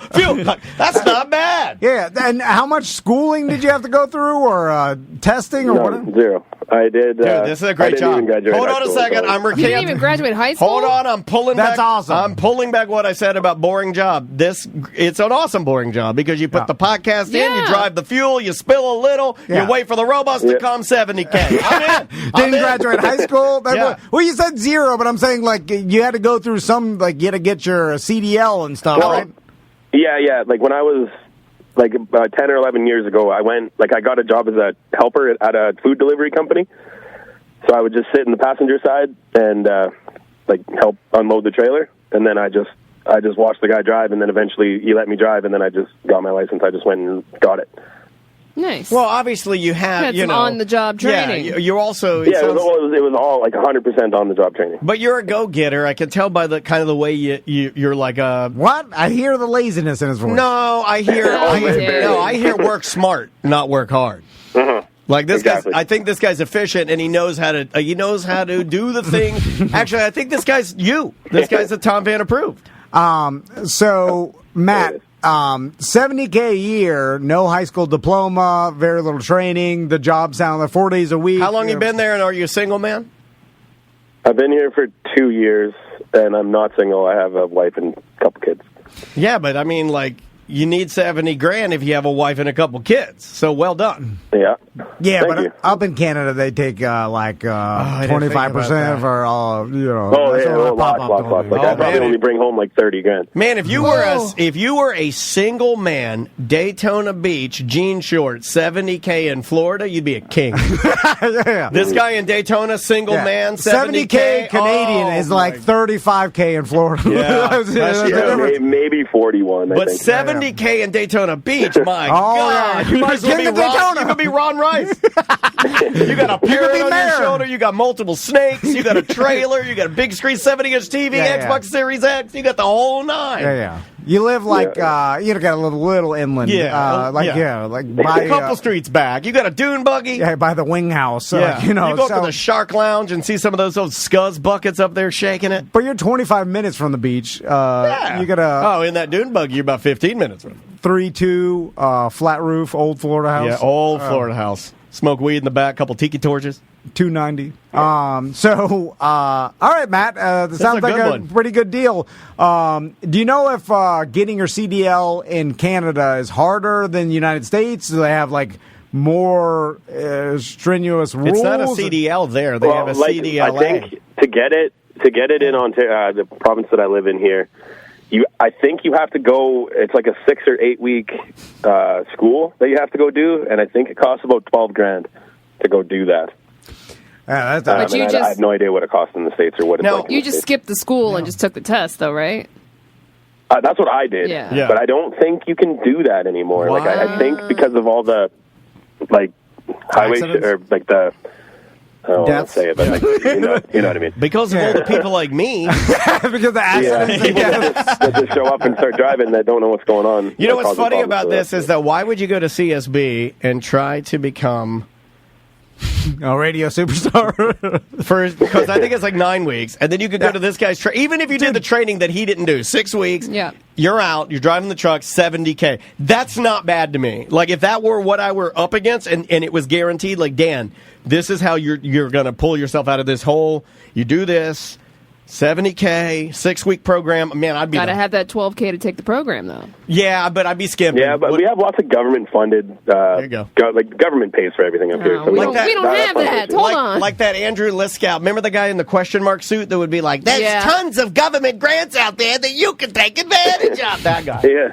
They don't have to pay for nothing. They just hand out money up here. I love Yeah. But that's I'm why. going to Canada. But you only take home the $35,000 out of You know how much I 70. pay for exactly, healthcare exactly. here? Before you go, And it sucks. Are the strip clubs in Canada as magnifique as I hear? Yes. Okay, that's all I needed to know. Still throwing loonies and toonies up there? Yeah. You make it snow instead of rain. All right, Matt. Well, how'd you start listening to us in Canada? How did I find out listening to you? Yeah. I was actually. It's funny. I don't know. You have no idea how you Wow. found us? I'm like, hold on. It was podcast. Hold on. No. I was listening to a podcast, and they mentioned you guys, but I can't remember which podcast it was. Oh, I bet it was Swervy Jones when he had a show. Was it Bert Oh, Kreischer? I don't know. I don't know because It was it was probably a couple years ago now. It would have been. Dan Cummins? I bet you it was Joe 3 or Coy 4 on the, years ago, it was maybe- probably maybe- Joe maybe Coy on the Tom Suck, yeah. koi pond. Hold on. What podcast you like? We can narrow it down because it's either Dan Cummins, Bert Kreischer. Kreischer. I think that's the only. Oh, I hope it was Tom No, it would have Rhodes. been Dan Cummins then, but I know it would have been Dan Cummins. Time suck.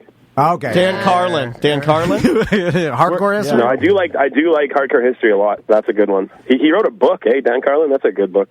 Oh, you're so Canadian. I love it. Yeah. That's You rule, dude. It's Yeah, interesting great because call. we honestly you're the maybe one of the. Are we replacing only- Canadian Josh with Canadian Matt? That'd be sweet. I bet Canadian no Matt doesn't offense to care. Canadian Josh, but I feel like Canadian Matt's got a bigger penis. I don't know. Maybe. Yeah, Canadian Matt doesn't want to do any. I mean, you don't want to do any research about stories or like He don't, look, he you just barely wants to want dump his fuel 70K. I'm with you, man. Yeah. It was pretty hard for me to get to meet the deadline to get on the phone with you guys today. We'll let you go. We gotta let you go. Busy man. There's another one, Sam. We gotta get you out of here. I'm sorry. No, you're good. You're good. Congratulations on winning. Thank you for listening to us. Thank you to Dan Cummins for the plug. Spread the word in Canada. And keep spreading the word and keep dumping your fuel. I will. Thank you. Thanks for having me, guys. All right, Matt. Pretty interesting. I rarely meet anybody that's heard of our podcast through what did that I thought he was giving us candy. I was going to punch him right in the face. How dare you? It is our Tom these and are Dan great. gummy bear pins. These are great. Yeah. Perfect for Halloween. We are Soon. a little candy treat. My daughter's going to love this because Hollerbox. her and I love Haribo gummy bears or Haribo gummy bears. Cute. Butler, when they're going to be at Hollerbox? They could be there today. Wow. Wow. All right.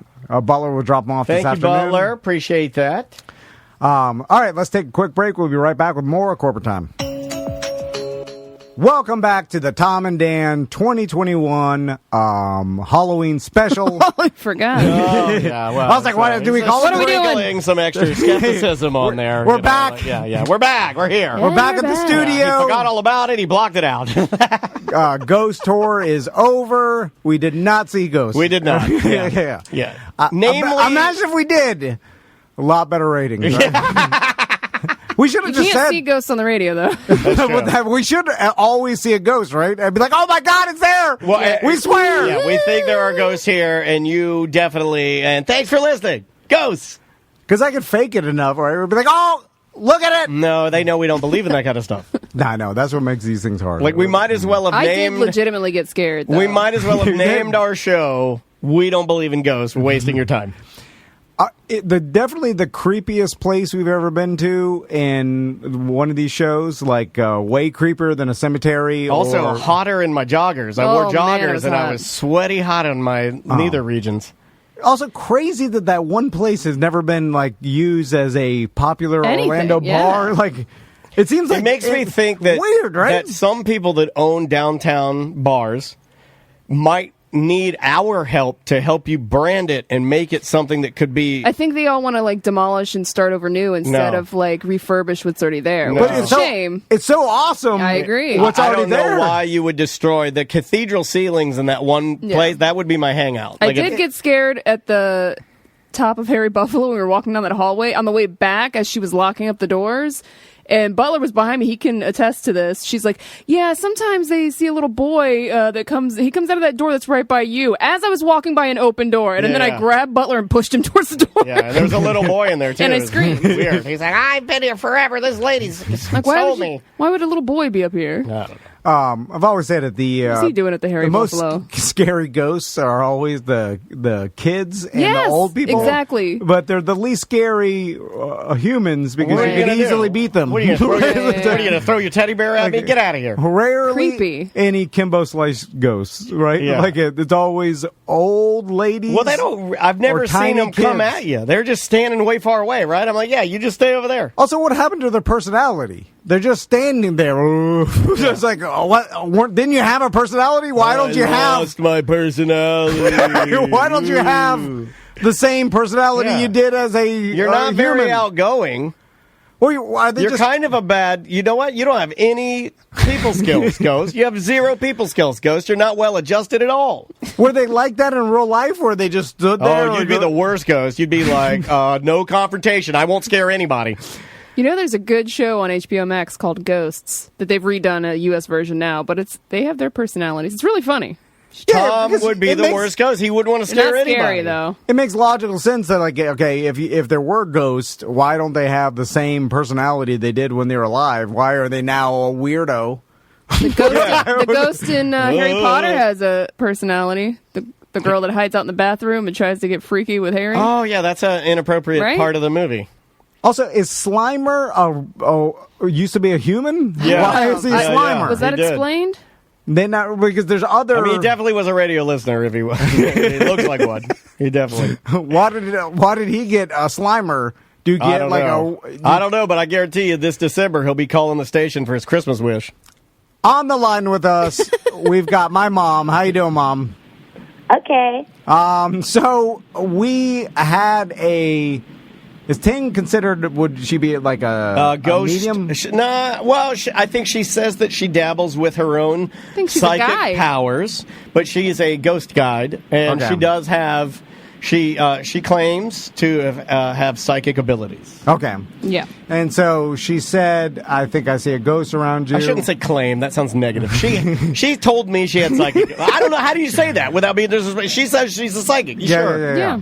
And she's got the rods. She's got She's got the antennas, the divining rods. So we did it live on the show, live on the Halloween special. She pulled out the rods. Whoa. And then she said, I say a ghost near you. Make an X. They made an X. And I was going for. I was like, all right, come on, because I thought of a lot of people that could be ghosts around. I was going to say that. I didn't want to say that with your mom on the line, but I will say that the Van family has had their fair share of tragedies. She's aware. And then I was like, all right, there's going to be a lot to work with here. And then she went female. I mean, literally, she could have picked. It down. She also could have picked any letter and probably been okay, except for the one she picked.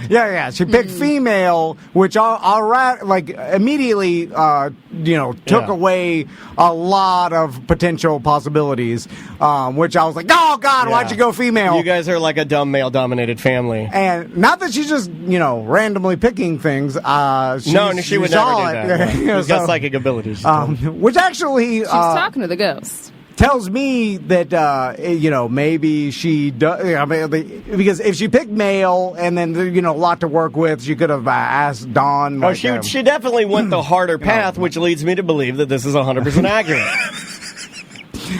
Anyway, female, and then I was like, oh no, and then she went through the alphabet, and I was like, and I started going through the females that it could be in my family, like grandma's names. She passed them all by and landed on P. Mm-hmm. And then I was racking my brain trying to go as fast as I could to pull up something. I don't want to disappoint. Well, she even said it might be someone maybe in your family that you had never met. Could have been someone like far off in the family tree. It could be anyone. And I was could like, be someone you thought was family. That's good. I threw out a big cast I threw out Pocahontas. Yeah, Mama Van, I told the psychic that he hadn't seen P in months.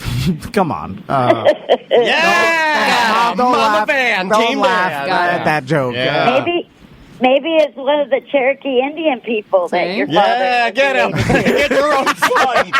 Get your own son. Hold on, Mom. You were part of telling me that. She wins. She's the best. I got up in elementary school and told the whole class that I was part Cherokee. And did you have a headdress on?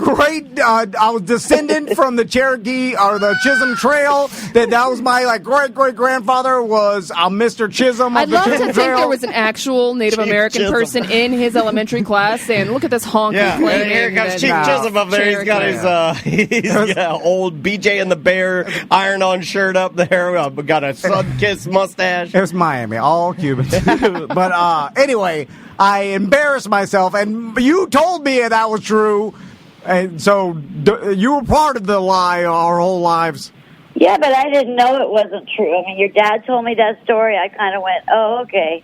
Well, my middle name is Chisholm, so it's it's rooted in facts. Like you named your son, you put his middle name is like, oh, this is it's based on a lie. It is a family name, but like my pop-pop's middle name was Chisholm, and who knows when did lies start? Right. When did the my Chisholm name start? is Daniel Craftsman Tool Dennis. Anyway, Mom, so we got a female first name, I guess first or last name P. She didn't specify. Yeah, and so any female, because just to bring up the date, we had Ting say that she saw a ghost near me, and it was a female. You brought a ghost with you. First name. There's a ghost attached to you who's got a P in its name. I was thinking, can you wave the wands and get the next letter, like Wheel of Fortune. Can I buy a vowel? yeah. Sure. I mean, like, if you got one, could you get two? Bankrupt. That should be how it works. If you got one, you get 2, 3, you could get the whole name, and then we're like, all right. You know, you're right. She hit the P, and then she's like, I got nothing. It was like, well, but that's how it always works. Turn the rods back on. I was like, Did she say what it was doing? Well, the rods, okay, the Just two, the hanging out ghosts, around yeah, it was just kind of Trying to make contact. chilling, I guess, like near him. they lose their personality Oh, apparently when you become a ghost. You just stand there and you're not much of a talker anymore, and you don't do anything. Are you sure she just wasn't looking at you and thought you were a ghost? No, I'm not clear on that. Anyway, Mom. You should have asked more questions. Yeah. Though, you know what? I don't like to ask too many questions when something You don't want to weird is poke happening. holes Yeah, in me there. neither. Like one time me and Daniel were trying to, like, a guy was trying to sell us into his pyramid scheme, and he was like, "Oh, I'm rich now," and then me well, and Daniel he was baiting us. He was like Yeah. looking at us, so he's like, "Oh my god!" Look, and I'm how like, looking at him, like, "Am I supposed to fall for this? What am I supposed to do? Yeah, Say yeah. what?" It's like when people laugh in a room. We do it around here. We'll be reading something. We'll be like, you want somebody to engage there. You're not. Yeah. You're not making that noise for your own brain. You're doing that to bring the joke outward, out of your body, and pull people in. Yeah. So when someone's trying to, like, when he's like, "Oh, I'm rich now," you still don't ask too many questions. We just took that. We're just like, all right, he's rich. Okay. Anyway, Mom, can you come? Can you think of anything? No, I can't think of anything other than we had Prissy, our dog, that Prissy. when you were little. That's it. That was a Doberman. hold on. It's Prissy. She was a female. Hold on, It's the ghost of Prissy. We've been talking about a redneck trash We dog have. names for a while. Called her from the grave. So what if Yes, Prissy from the grave.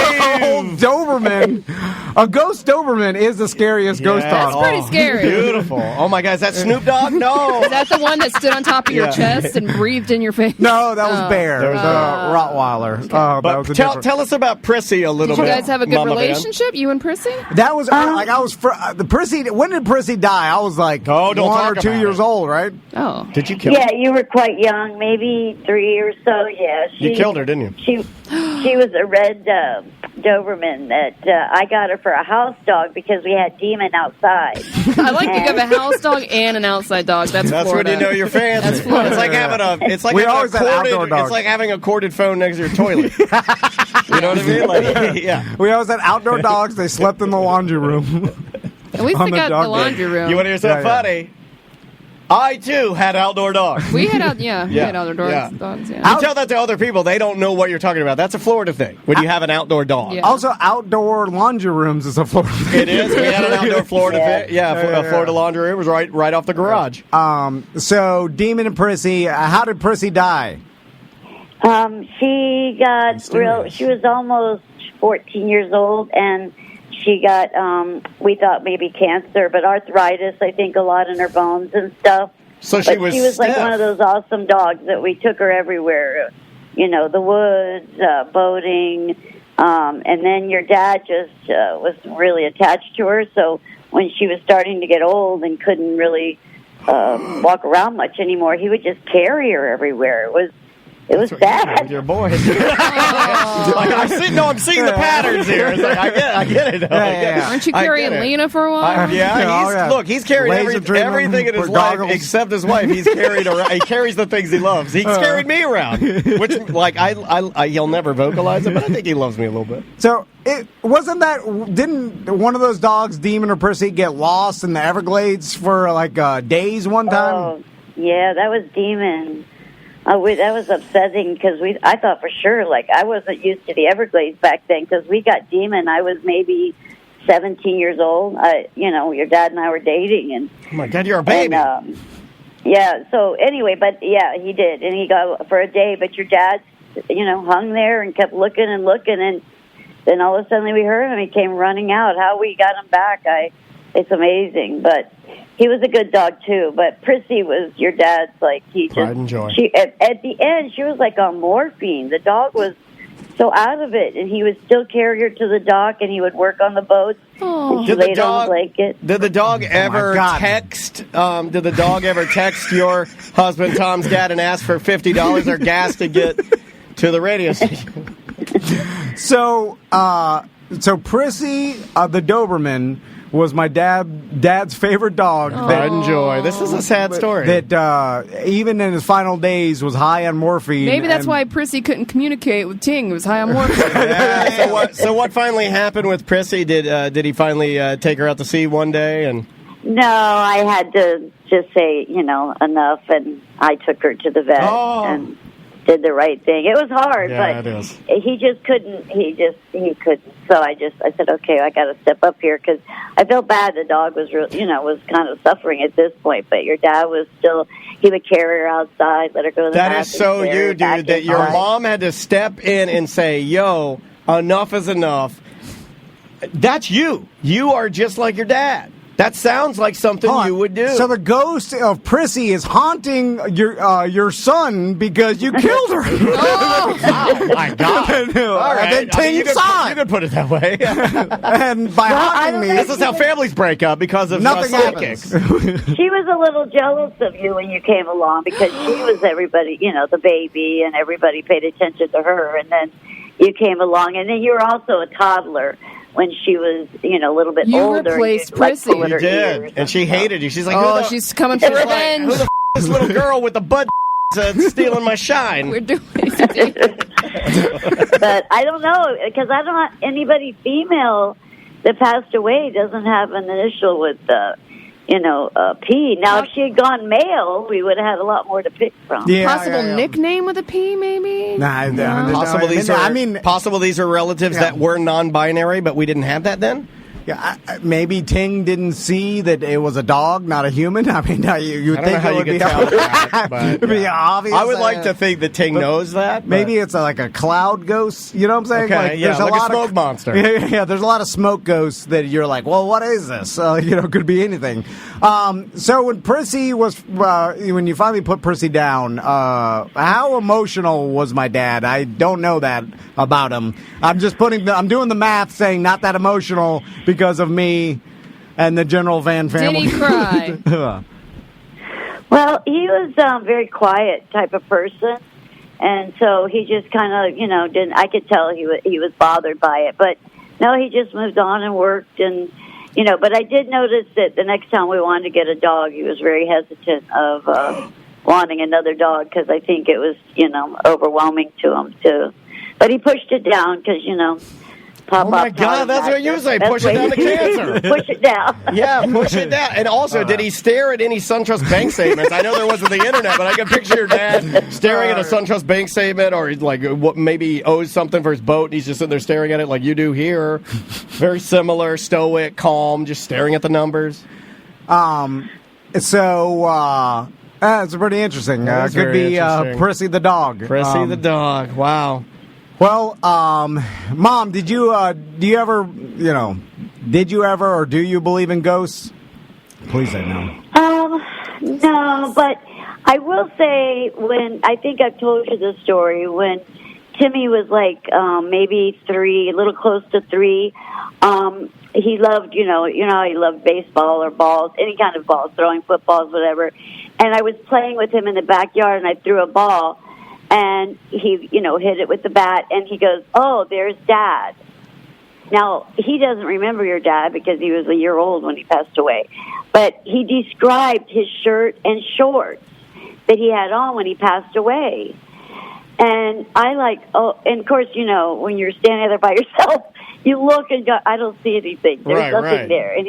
But he described it, and it kind of freaked me out, but I thought later, well, maybe he heard us I don't know why I would bring something like that up, or maybe he sees a picture, because your dad did dress a lot of times in, a T-shirt and shorts, so, maybe he got it from there, but that's about the only time. No, I'm not a believer in ghosts. Or he just described how all the males in our family, and all uncles and dad's friends dress, which is Guy Harvey's shirt. Oh, come on. Shorts. Let her have the ghost. Boat shoes. But, all right, Mom. Well, we appreciate you taking the time to talk to us. Sorry for bringing up bad memories if we did. Oh, no, it's not bad memories. Okay. It's okay. It's tough. Okay. All right, Mom. I'll talk to you later.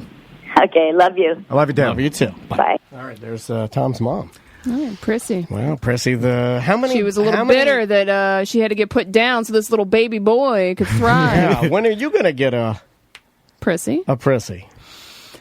Well, you need a trash dog, dude. And you got to name the dog Prissy. Yeah, you got a Prissy too. I told my wife, I'm like, if you get a purebred anything, I'm fine with impossible it. task. Impossible task. It all comes down to the impossible task. I'm telling you, everybody should adopt the impossible task. The impossible task is pretty dope. I'm starting to come around to it. I really am. It's a good way to live life. We talked about it yesterday. I was like, I'm seeing it. Because you're given the option of something you don't want to the person, which leaves it open-ended. But this goes against my theory of you being an unintentional D-head, because that's intentional. Unintentional D-head. Isn't that a Brad Paisley song with LL Cool J? Yeah. Well, that's me being aloof and not like thinking into what I'm typing and stuff, which I do a lot. Unintentional D-head. I did it to Samantha the other day when I asked her to. And then now that Take I read my it, top off. He asked you to take your top off? When I read back that, Said it was for the show. I was text. typing that in your Twitch chat last night, but it does come off as passive aggressive or like I don't trust you. But it has nothing. It's seriously, I'm talking out loud, and I'm talking as a way. I'm just saying how I feel in my core. Just saying how I feel. Oh, man. Which actually, it turns out, is worse to say that. It's worse to say that. You should leave it open. We're like, I don't know what I'm saying. Rather than leaving this open, I'm just going to let you guys know that this comes from my inner. I mean, this comes from 100% me. Like literally my essence, every fiber of my being. All right, that's your 2021 Tom and Dan Halloween special. Let's go through. Out of all the ones we've done, I'm going to say this one's the best one we've done. Mm-hmm. Yeah. I always say the last one's the best one, right? Yeah. Because if this is the best one, next year we don't have to do nothing. Easy street. And you're like, I can't even remember the other ones. What is this? Most people aren't listening to this and are drunk. We can't even play it on Halloween. Halloween. We can't even play it on Halloween because they got one of them there football on the ground games. Kicking ball. They're playing goddamn kicking ball. Go Purple Kickers. All right, be safe this Halloween. We'll see you next year. Welcome back to A Corporate Time. Let's jump into your voicemails. All right. This one is, an underlying theme. We have like 3. How you wipe, being tough, grit. Okay. And jobs. Yes. That's pretty much it. All we talk about. Yeah. That, me, and anytime I do a song, I'm going to sing it in Tom's voice. You guys seem to like that. Some poo-poo. Yeah. We do a little poo-poo. A couple of boners. Make fun of Butler. Yeah, Butler. Then we gauge that. DJ. We have to gauge Butler and say, like, is he leaving? Pull back. All right, he's still here. Okay, we balance it out. Let's try this one. Tom always talks about being tough and wanting to be tough, and his kids being tough. Doesn't your wife's brother do Ironmans? Why don't you do Ironman? That'll make you tough. Why don't you do that, Tom? Yeah, why don't you do an Ironman? You don't want to do an Ironman. Too hard. It's too hard. I'm not tough enough. You don't want to do an Ironman. Well, I'm just like everybody else. I talk about what I want, but never do There is it. a show called Tough Enough. You should be on Not Tough I Enough. think Tough Enough is a wrestling show, isn't it? Is it still on?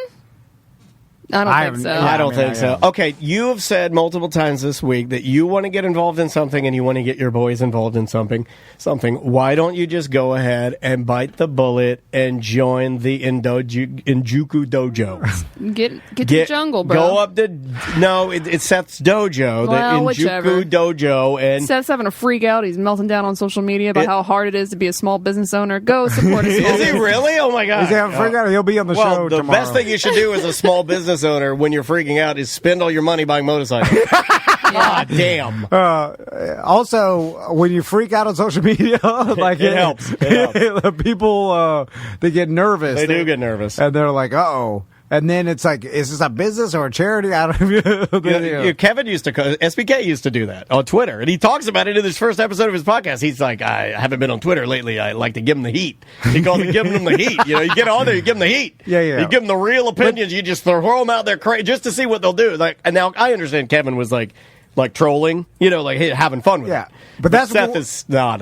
I think that's a real melt. I think it's an actual melt, right? Did it feel like a real melt? No, he was just copy and pasting how hard it is to be a small business owner and asking people to go easy on him. Because like Adele, it'll go put easy strains on his life and his relationships and cause anxiety and depression. Is that what's wrong with me? The small business? Is that why I'm... So he doesn't want sure it doesn't people help. to make fun it of doesn't him? help.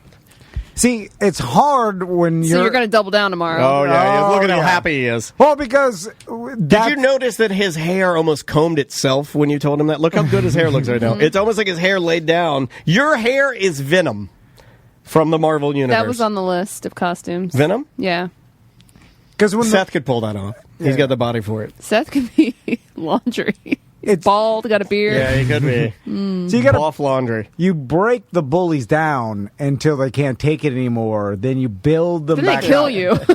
I like Juan's comment. Bullying Seth is almost too good to be typed. It should be said and screamed in Seth's face. It's super hard for a small business owner who's paying cash for dozens of annual MRIs. That's funny. Well, I think he's blaming the fact that he gets so many MRIs on the fact that people are mean to him because he's a small business owner. If he went to therapy, I'm he'd fix all his projecting problems. here. I've told him this. I will continue to say this every Friday we see him. I'll go, you need to go to therapy, and then he'll yeah, walk me out. He'll too. never go. No. And when he does go, we'll change his life. He won't go. No, he won't. No. He'll never go.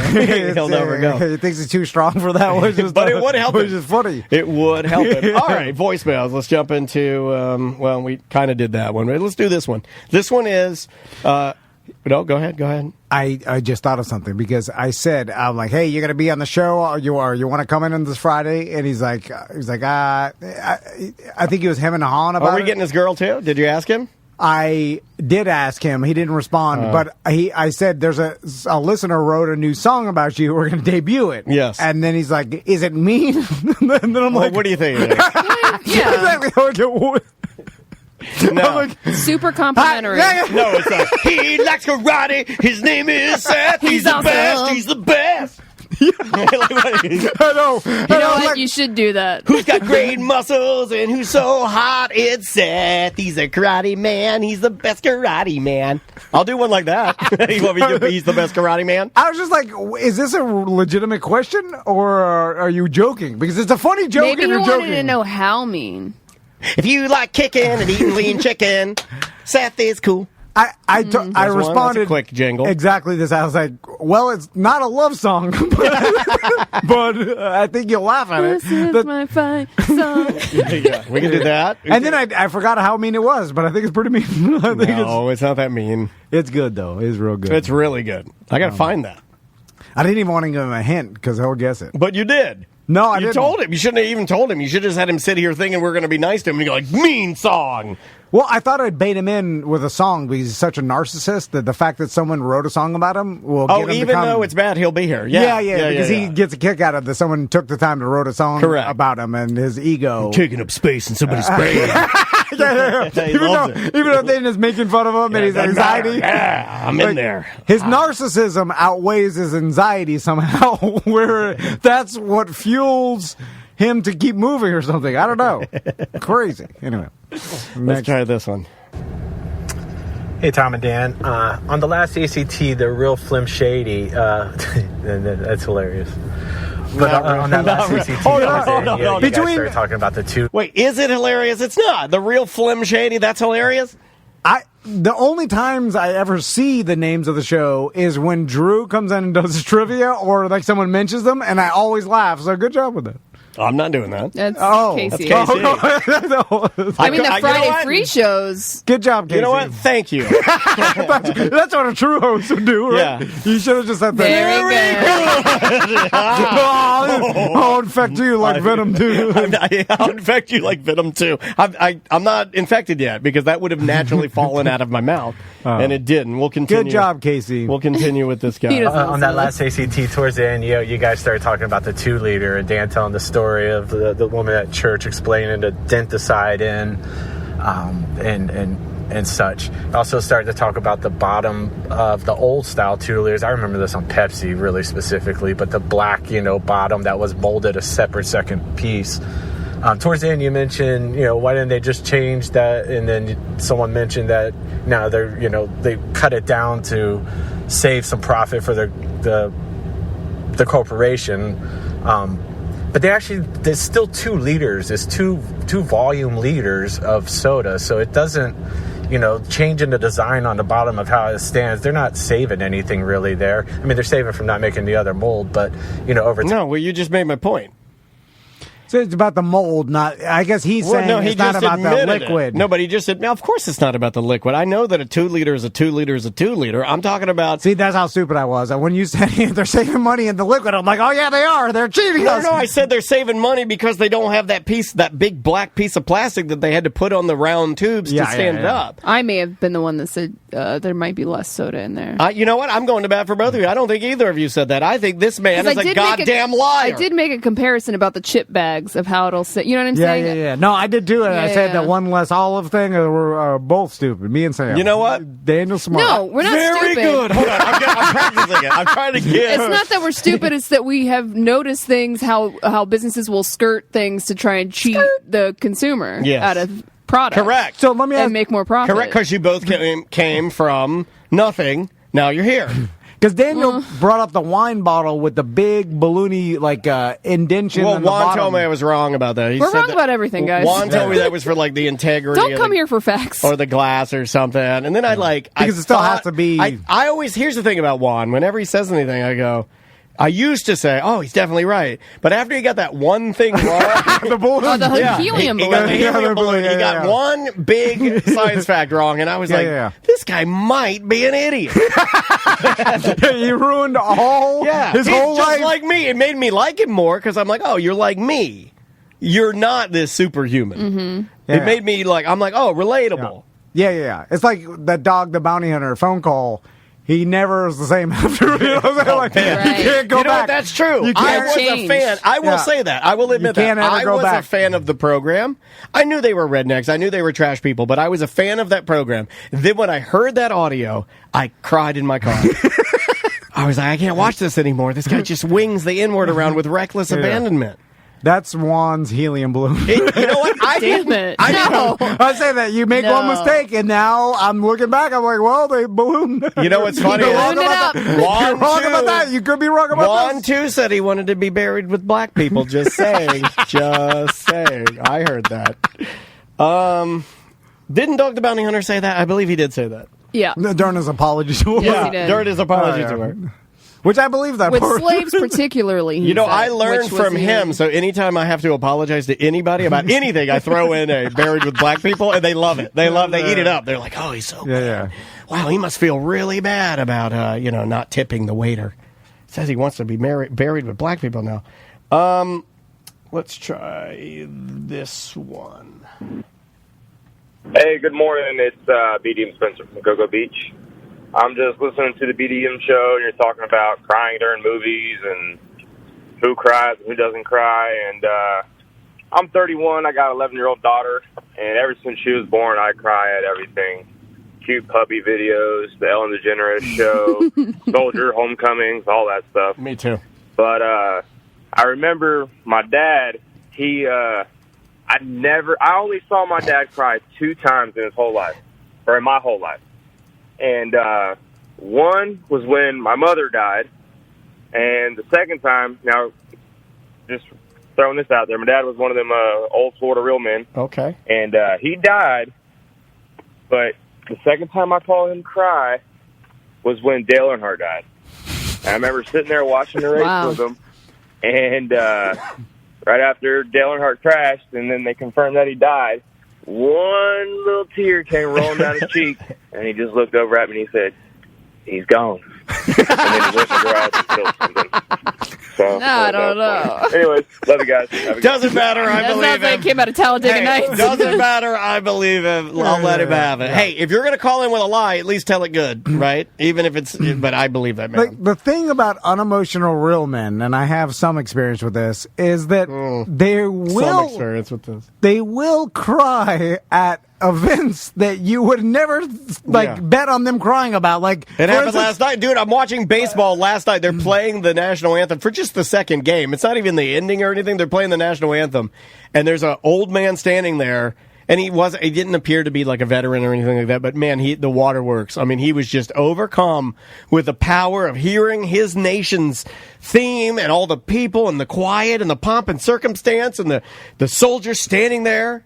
My pop-up had never seen him cry. And in my entire time of ever knowing him, never really see him get emotional about anything, you know, just old Florida real man.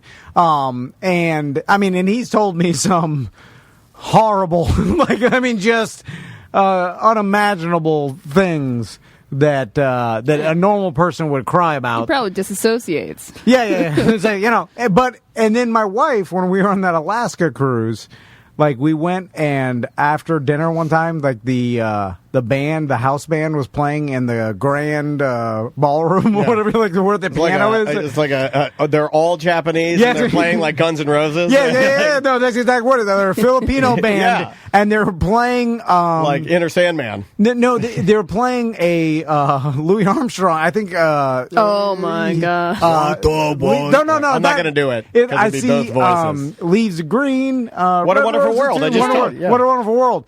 And then, your wife loves that song, though. That is a trigger for her. But no. But then after this whole thing, when we were walking, she's like, "Hey, I think your pop-up had water in his eyes during It's a Wonderful World." And I'm like, "No, I could see that." And then I'm like, and she swore I never saw it. I could see that. And I'm not crying, but she said he had watery eyes during It's a Wonderful World. Could he have been trying to hold a sneeze? That's what I said. I was like, "No way that got to me." My wife. If anybody could sniff that out, lying bitch. No, if anybody could sniff it out, it'd be your wife, dude. I believe your wife on this. I think she's projecting her emotion on a pop-pop. I think she was about to cry, and she projected her emotions on a pop-pop. He was either holding in a sneeze, he had allergies. There's no way pop-pop's crying to that song. That's what I said. And then... Not my pop-pop. I think he cried. My dad was a crier.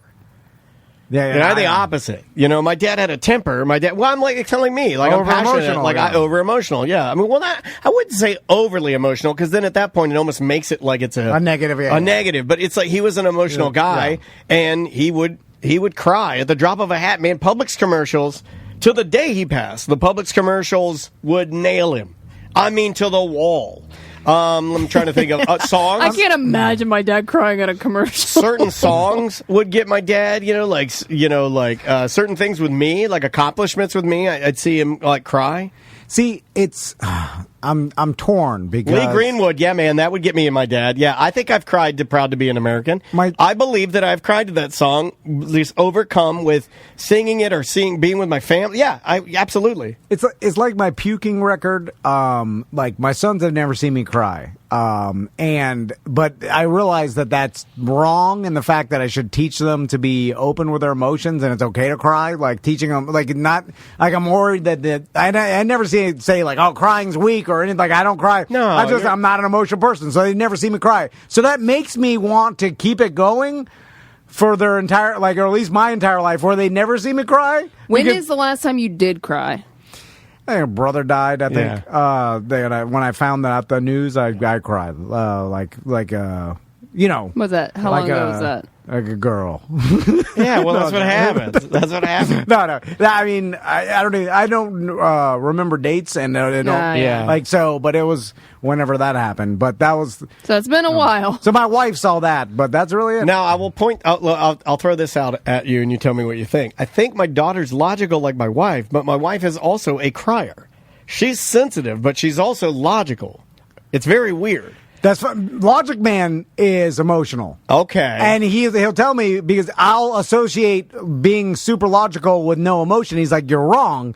He's like, I'm so logical. I understand that I have emotion and I'm emotional. So wait, what are you? You've been trying to get us to believe you're logical. You're something else. Oh my God, you're broken. Well, I knew he wasn't logical. Like, so when it's logically, he's just a robot. Time to be emotional. He's emotional. It's not a smart robot. And I am too, to the point of like, I just don't cry that often. Like I hold it. I think that's a damage thing or whatever, personality trait. Well, maybe you're probably more comfortable holding it than you would be letting it go, right? That makes sense. Tommy holds it. He stares at the wall. Like, so that's some weird thing. The DNA, like, I didn't family thing. We didn't be like, hey, if you're ever gonna cry, stare at the wall. Like, he just learned it. So May has this, the opposite of that. May has this, where she'll be like, she got she got a new dance buddy for the season. When they go into dance, they get like an older girl that's like a mentor to them. Yeah. So she has this new girl. She got the girl that she wanted. They have a lot in common, and she was just so and she started crying. And she'll be like, I'm crying because I'm so happy. Oh, happy She'll tears. say that. And I'm like, well, where the hell did you get that? Because that's something your mom does. That's Andrea. yeah. That's what her mom does, and she knows it. That concept is in there. I didn't tell her, yeah, you're crying because you just feel good, and she's got to get the release. You got to get that out. Yeah. Where'd she get that? It's ingrained. I'm That's telling DNA. you. I believe that more and more every single day. We got to get out of here. All right, bye-bye.